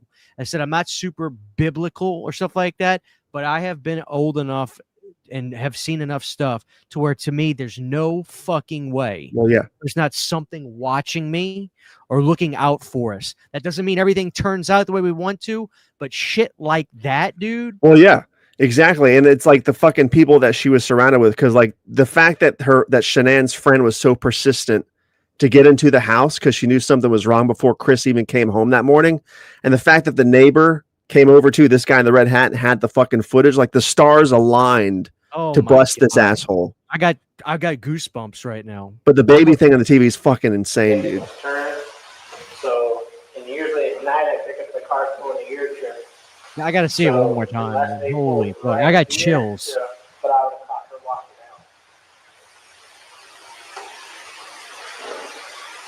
out. And the way he's not looking at the TV for most of it either, but happens to look at the TV when that happens. But yeah, I thought nothing. Nothing for the rest of the day. No, that's it. My God, yeah, just go straight to black. Well, I then need to it, know like- what that show is now. And then it turns into a skull and like an atom bomb goes off too. Dude, that is haunting. It's insane. When did you learn about that? I watched like the two, it's like a 2 or 3 hour, I think it's probably the same video. It's like a 2 hour body cam of everything that went down, where you see the Shanann Watts' friend, the cops show up first before he shows up. It's like a 2.5, 3 hour thing. Yeah. I mean, other people have pointed it out too. It's very strange. It's very strange. Dude. Fucking. The fact that he says that right after, oh my God. My God, man. It's funny too. If you watch this, like if you watch this video again at any point, this whole exchange between the neighbor right here, like look at the neighbor looking at Chris Watts and then back to the cop. The neighbor knows. He's like, this guy's acting weird as shit, dude. I think he says it too. Like right when he leaves, he's like, he never acts like that. Like something's up. Yeah, Chris Watts. I hope he doesn't get a moment of peace. There's the general. I'm surprised he didn't get Jeffrey Dahmer in prison already. I know, right? Because there's keeping him isolated. I think it's like the reality is, in prison, I think there's like respectable crimes, right? Like if you do stuff like burglary, armed robbery, stuff like that, theft, grand theft auto, like you can make it through prison and not be looked at. But it's like even in prison, dude, messing with kids in any way, you have to watch your back at all times. Like they get you for that shit in prison. They get you for that. Oh, wait, he's gonna walk out, and this guy says, "Man, he is not right."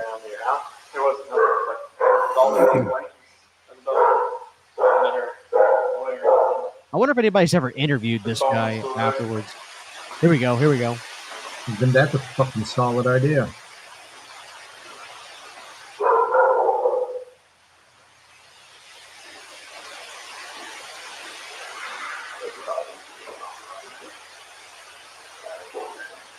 I want to know how There's a- fast his heart's beating. Right, like watch his heart. How fast is his heart beating right there? There's a video of people going to the Watts house a couple years later to like go into the backyard, and the neighbor comes out and is like, "What are you guys doing back here? You guys filming and stuff?" Like he's still there, I think. She's done my doorbell said 148. She came in. Yeah, Nicole Kessinger was the mistress, Lee. That's right. Yeah, she showed up recently on a church video somewhere. I think she's working at some kind of a church.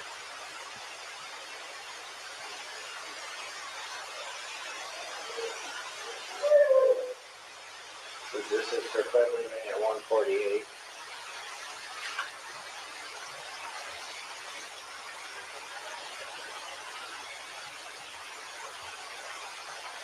So as soon as it picks up motion, it'll like back off. I thought she.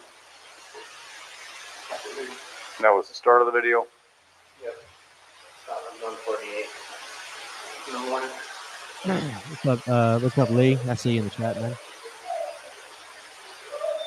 I didn't pick her up going into the house though.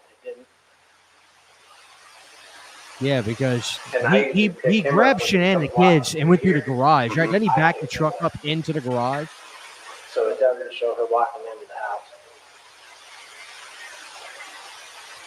Thank you, Mr. Deadlight. $3 super chat. I saw the Toxic Avenger tonight. It was awesome. Very, very nice. I'm gonna try to see that this week. Hell yeah. You got to drop the She clip. walked by when we just saw him.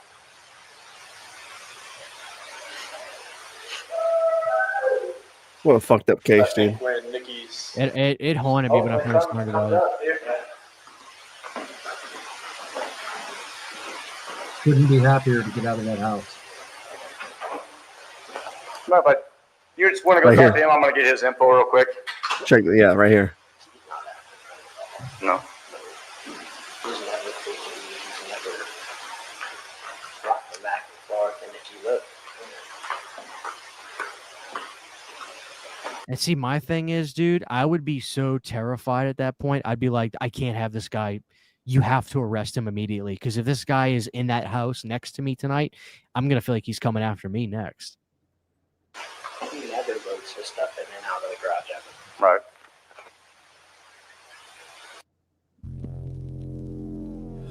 God damn, dude. Gonna get premium, maybe.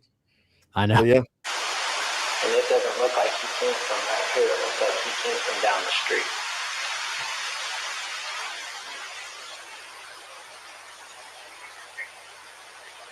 And then the other thing that doesn't make sense is why would he? Oh, they're still interviewed right here. Dropped her off. Oh yeah, there's the best friend right there. Right. But his video just showed you backing out. I thought he had a There's red a hat gap with a there orange and hat. pick up. Do these neighbors have cameras? I'm gonna walk it here in a minute. You know what's really weird? Let me find this one moment where he's like, here's her wedding ring. Oh, dude, but you could tell he just went into the room and grabbed it.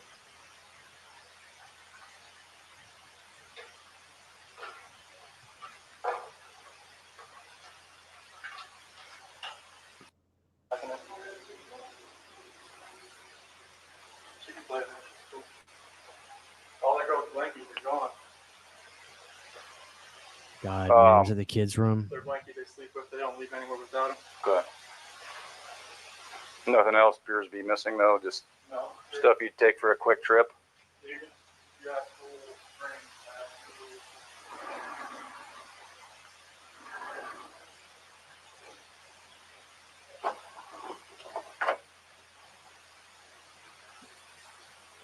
Her phone. Her phone's here? Her phone's here. Does she work? Yeah, she works from home. Oh, from home. She works, this is her lifeline. Oh, it is? God, look at him. Now, it's like in retrospect, it's just like, God. Oh, yeah. Trust me. It was shut down. Oh, here's The the wedding shittiest ring. part is after like a year or two ago in prison, and nobody knows if this is true or not because it's his account. But he said that when he strangled Cece, who was the younger one in the back of the truck, once they got to the oil place, apparently the older girl, Bella, watched and then asked him, "Are you going to do the same thing to me?" And he said yes, and then strangled her. Yeah, That's what he claims happened, which is really, really, really, really fucked up. that's on tape. That whole confession is on tape. It's fucking sad. Yeah, I think it makes everybody in the planet's blood boil. This guy. That was you. Yeah. Okay. Yeah, it was beeping at me at The way he's just like, here's your wedding ring. It's something like he thinks he's got like a smoking gun or something.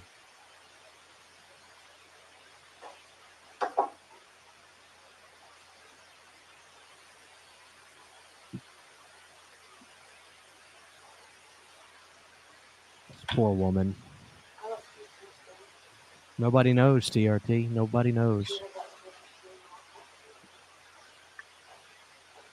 Like he shows it to her like it's supposed to mean something.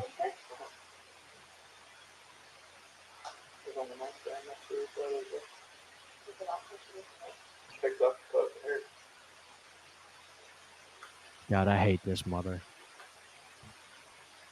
Dude, is what's even sick is he's got like a whole cult of women who think he's sexy and like write him prison letters and think he's like innocent and shit like that. There's a whole cult of Chris Watts followers apparently. Yeah, Vegas Brandon knows all about that with these damn serial killers, man. They like these broads, like what's the one, the Night Stalker or the Night Killer? Richard Ramirez. Ramirez had a freaking groupies. Yeah, and that dude was a straight up pedophile too, which is fucking insane, dude.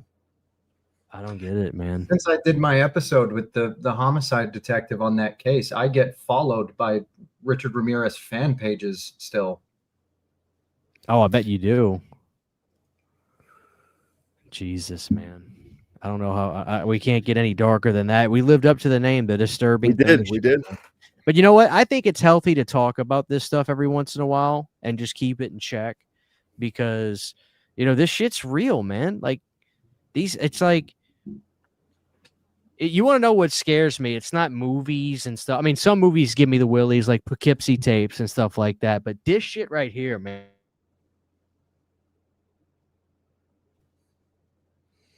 Oh, he froze. Froze. This is how we're gonna end the night. Is CHA's freezing on the chat. Am I good? Am I good? Am I back? There you are. Okay. Fire Dude, I've been streaming for 3 hours. My computer's like, my internet's like, bro, give us a break tonight. But no, man. I mean,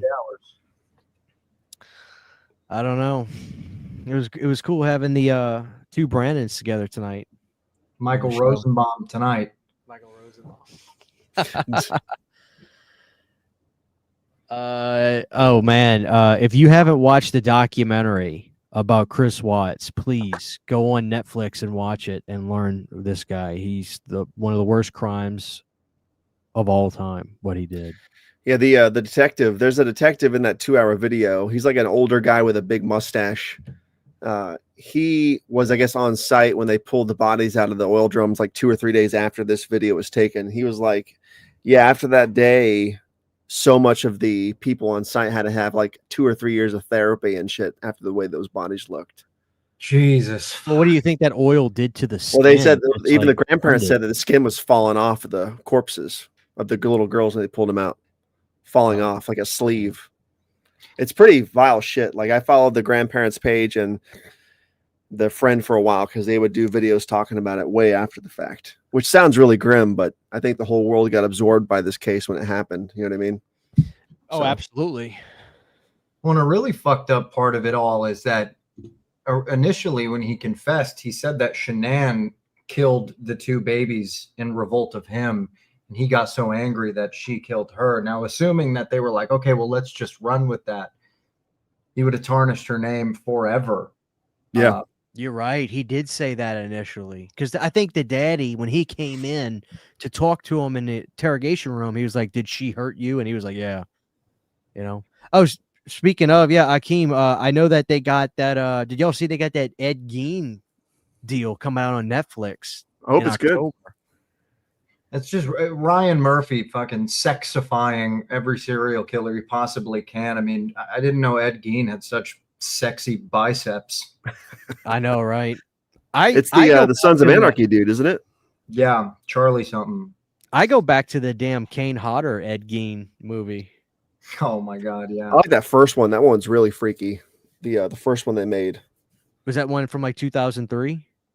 I think it was older than that. Was like 2000. I think it was like a year, like 2 or 3 years before the Kane Hodder one.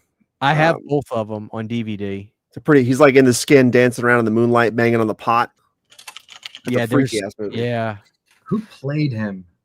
I know he's in Devil's Rejects in a small part. He's the guy who says he's. I could grab the DVDs if I need to. He has diarrhea out his ass or something. He's that cop. Say it again.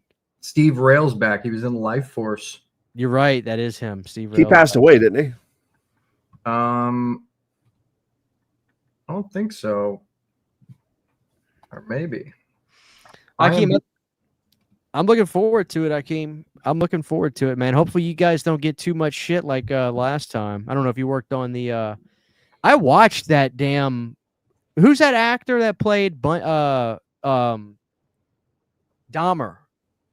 Boy, that guy's freaky. That guy that played Dahmer in the Netflix The American show. Horror Story guy. Oh my god. That guy's too good. What was season 2, or is Ed Gein season 2? No, it's its own thing. Their own limited series, I guess. Aren't they all called Monster? Yeah. Oh no. Yeah. They did the brothers. Menendez brothers, and who was the first one? There was Wasn't that Bundy? Wasn't Bundy the first season or no? No, it was Dahmer. Or Dahmer, I mean, yeah, Dahmer. Oh, Dahmer was the first one. Then the Menendez brothers show. I love that. That was good. Yeah. I gotta finish the Dahmer one still. I haven't finished it. Dude, the Dahmer one was disturbing. Like, it really was disturbing. And they wouldn't listen to the damn woman that lived next to him. She told the cops a million times, something's going on with this guy. It stinks. It smells like freaking death in that place. Oh yeah, we'll look into it. We'll look into it. They had him like every which way, like 10 times. Yeah, fuck. I'm excited to see what they do with Gein. Did you guys see when Jeremy Renner played Dahmer?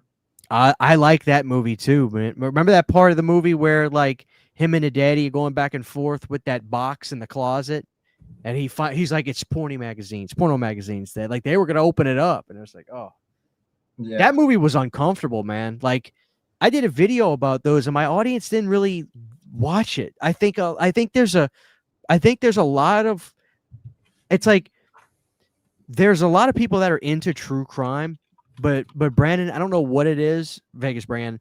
There is something about horror fans where I feel like the majority of, I could be exaggerating, but I feel like a majority of horror fans are the ones that aren't into true crime. It's like most people are into true crime, but there's a lot of horror fans that don't want to be into it at all. They're not into it. I mean, I feel like that. That is Jeremy Renner. He looks fucking weird in that movie, dude. Dude, he was good in that. That was 2002, huh? Damn, he looks weird. I never realized that was him. In the early, I'll be right back. Wow. I'm gonna go grab something real quick. I'll be right back. Holy shit. But that is an accurate statement, though. It's odd. I ran a poll on my page, and I asked everybody if they thought that we should, like, what kind of balance do you guys want to see between the horror stuff and the true crime stuff? And it was like an overwhelming amount of people were like, we're fine with just horror. Yeah, because it's like too uncomfortably real if you do the real stuff, right? Yeah, but there's something psychologically satisfying about getting into these cases. Maybe it just makes me feel more normal. But right, confronting it in real life. When you did the I'm sorry, who did you say you did interviews with? The guy who worked on the Night Stalker case. The Night Stalker. Did you lose followers because was it too close for a lot of people? Or did people pretty much stick around for that? No, I mean, I think people will get more sensitive if you seem to be like glorifying it or treating these guys as rock stars. And so because it was the homicide detective, we were talking more, how did you know the trajectory of the bullet into Dale Okazaki's head? So it was like more me interviewing a homicide detective as opposed to it being a Night Stalker video. I need to watch that episode. It's a good one. I think yeah, and Gil's awesome. The Netflix documentary on the Night Stalker is probably the best documentary I think they've ever pumped out. That was Oh, yeah. it was heart pumping watching it because they really got you thinking they were going to catch him at one point, and then this is oddly enough, a lot of these movies are just out of print. I didn't grab Bundy, but Vinegar Syndrome put out Bundy. I got the Dahmer DVD. Nice. Yep. This is the Ed Gein. That's This is the the one. good. Great movie. BTK. Is that the Kane BTK or yeah, no? yeah, Kane Hodder. But she kind of looks like him in that picture. Yeah. I didn't like the Ed Gein with Kane Hodder. I don't know why. I just thought it was too slashery in the weird, you know what I mean? And then Gacy. Gacy was good though. It was the guy from Pee Wee Herman's Big Adventure, wasn't it? Playing Gacy. Francis. Ozzy from Leprechaun. Yeah. Hysterical. Damn, he looks like a good Gacy. I've never watched that one. This one's okay. I think the absolute best one of the bunch, though, I agree with you guys. It's definitely this. This one's done really well. But the thing is, like, oh, go ahead. Sorry, go ahead. I was just really quick. I was gonna say when I did a video about this, I just had I felt like I had to do a disclaimer after disclaimer, and I think it's almost like I'm damned if I do, damned if I don't, because it's just like I'm like, listen, I think these movies are a little important to watch because they do educate you on what these people were like. I don't see it as glorifying. And if you watch the directors talk about this, they're not trying to do that. They're trying to tell the story to educate people and have them learn about stuff that's happened in American history. But it's like, I felt like I have to say that, and then I show the movies, and then I get into, well, I actually think that the performance of this is good. I'm just like, you know what? I don't think I can win. I really don't. So I really don't get into it too much on my channel because I just feel like no matter what, it's either like, okay, dude, we get it. Shut up. But was the movie good? Or it's like, man, you kind of sound like you like them movies a little too much. So I always kind of just, it is what it is, I guess. I don't know. And at the same time, it's on Netflix all day. This all is these the new episodes. definitive book. I wish my shit was flipped, but Deviant by Harold Schechter. It's like the definitive book on Ed Gein. And if anybody hasn't read it, I would highly suggest it because this guy went to Plainfield and interviewed his neighbors, his classmates. Oh, shit. And so Nice. I wonder if that's an audio book. I don't think so, but maybe by now someone recorded it. It's a fantastic book, though.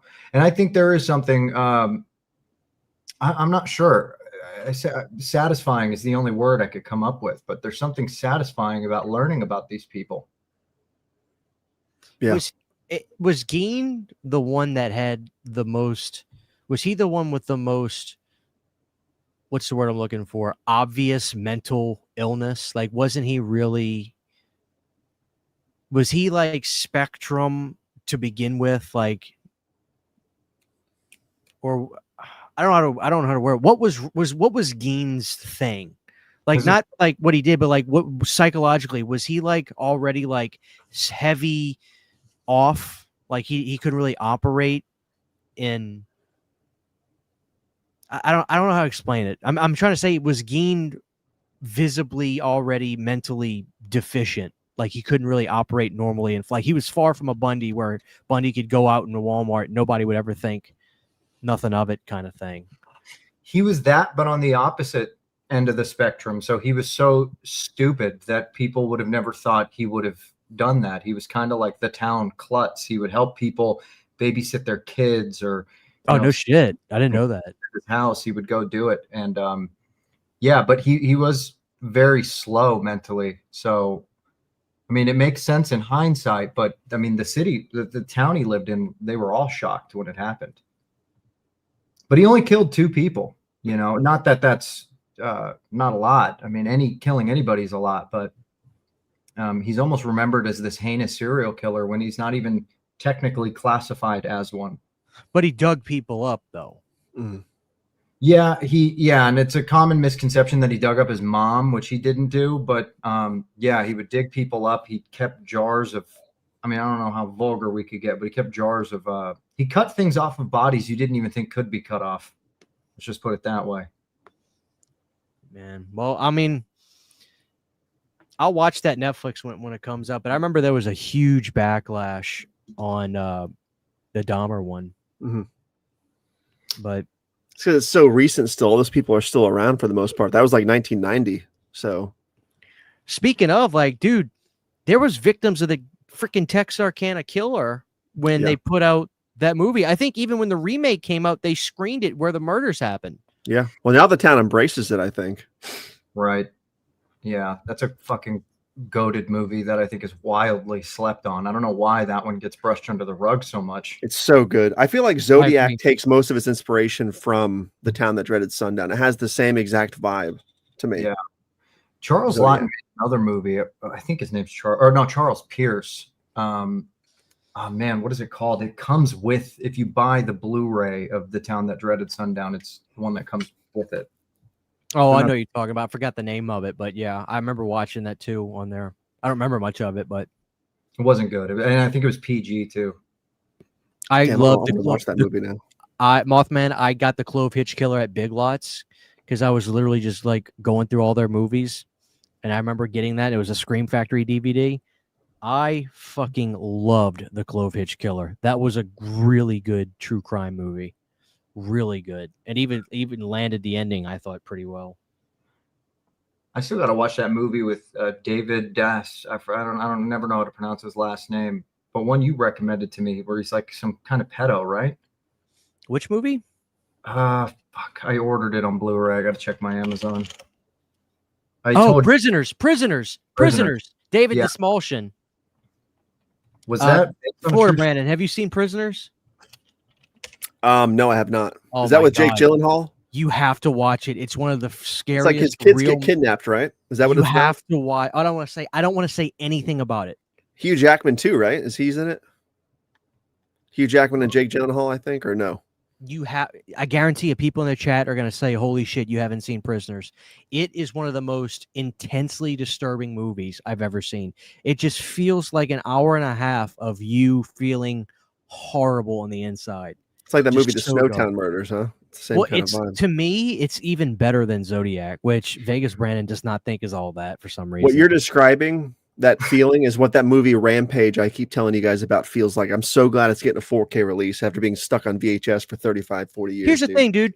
When you say the movie Rampage, I think about the movie where the blonde-haired kid in Freddy vs. Jason, the one that gets killed by Freddy, puts on a No, I'm not talking about that. That's a great movie too. Do you know the movie I'm talking about? Yeah, there's three Tell of me them. that movie is not fucking fucked up. It's good. It's a good movie. It's a really good movie. Disturbing. Part 2 and 3 kind of fall off, but part 1's really fucking good. But the movie I'm talking about is that movie coming out in 4K, and it's fucking grim, dude. It's a really depressing horror movie. Rampage 4K.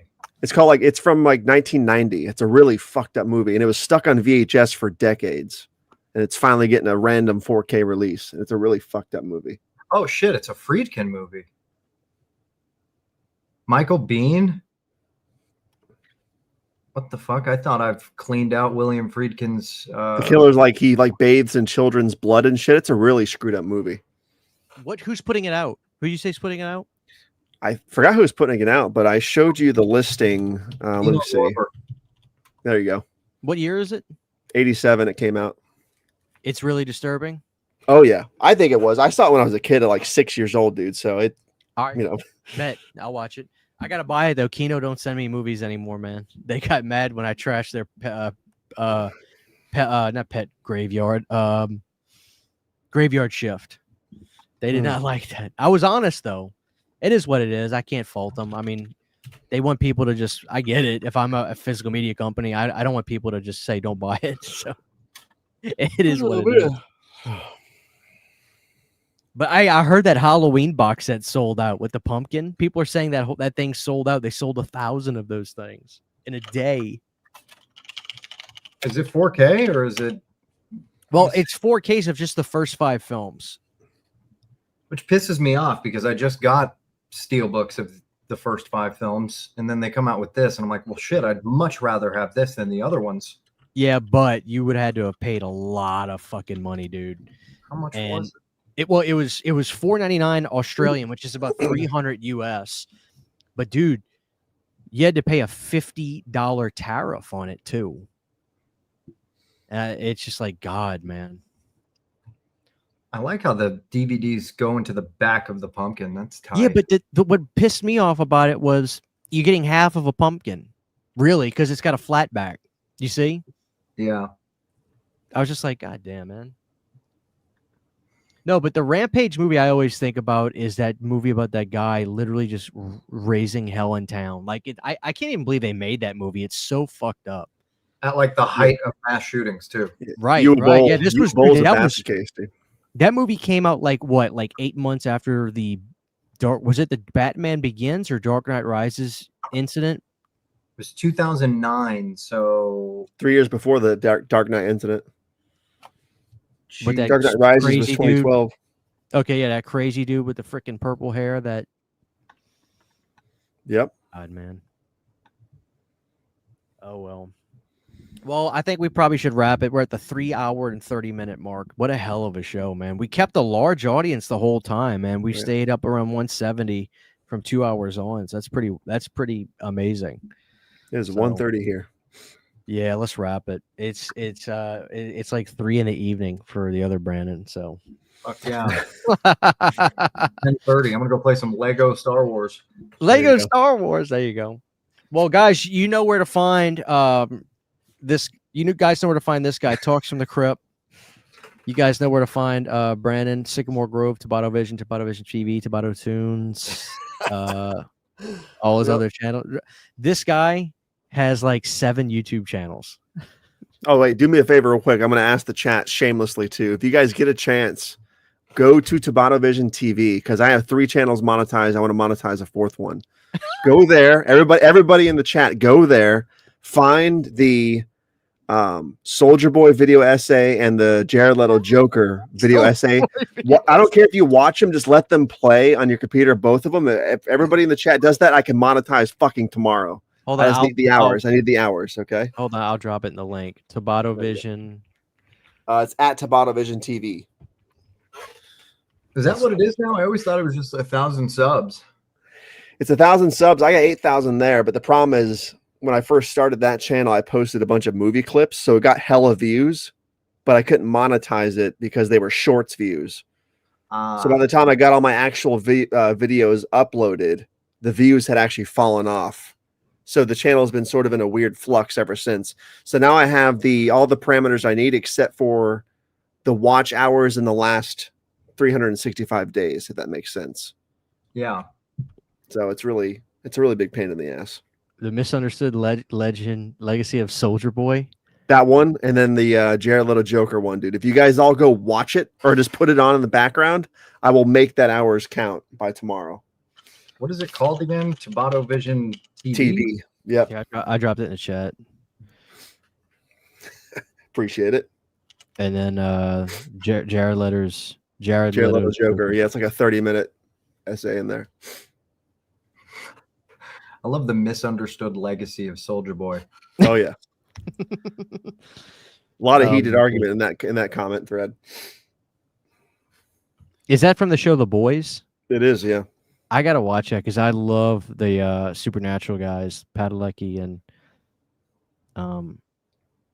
Ackles. I love them.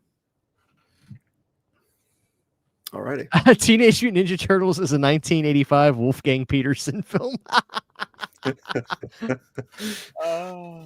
I'm always in the Vanilla Dome. Yeah. Dude, this channel is great. Masters of the Universe is a 1977 Mel Stewart film. Dude, I love this channel. I forgot these were on here. Yeah. Dude, I don't know why those videos didn't blow up like the Super Mario Brothers Dark Fantasies. I don't know. They're pretty epic. Tabata Vision TV is doing good. You got 8.25. It's all right. I just need the watch hours to monetize. So there we go, guys. Let's get those watch hours in. All right, ladies and gentlemen, thank y'all for watching tonight. I'm gonna end the stream. Tonight was so dark, I loved it. You got to get Justin David on for the next one. All right, ladies and gentlemen, we're gonna wrap it right there. Good night, everybody. Peace out.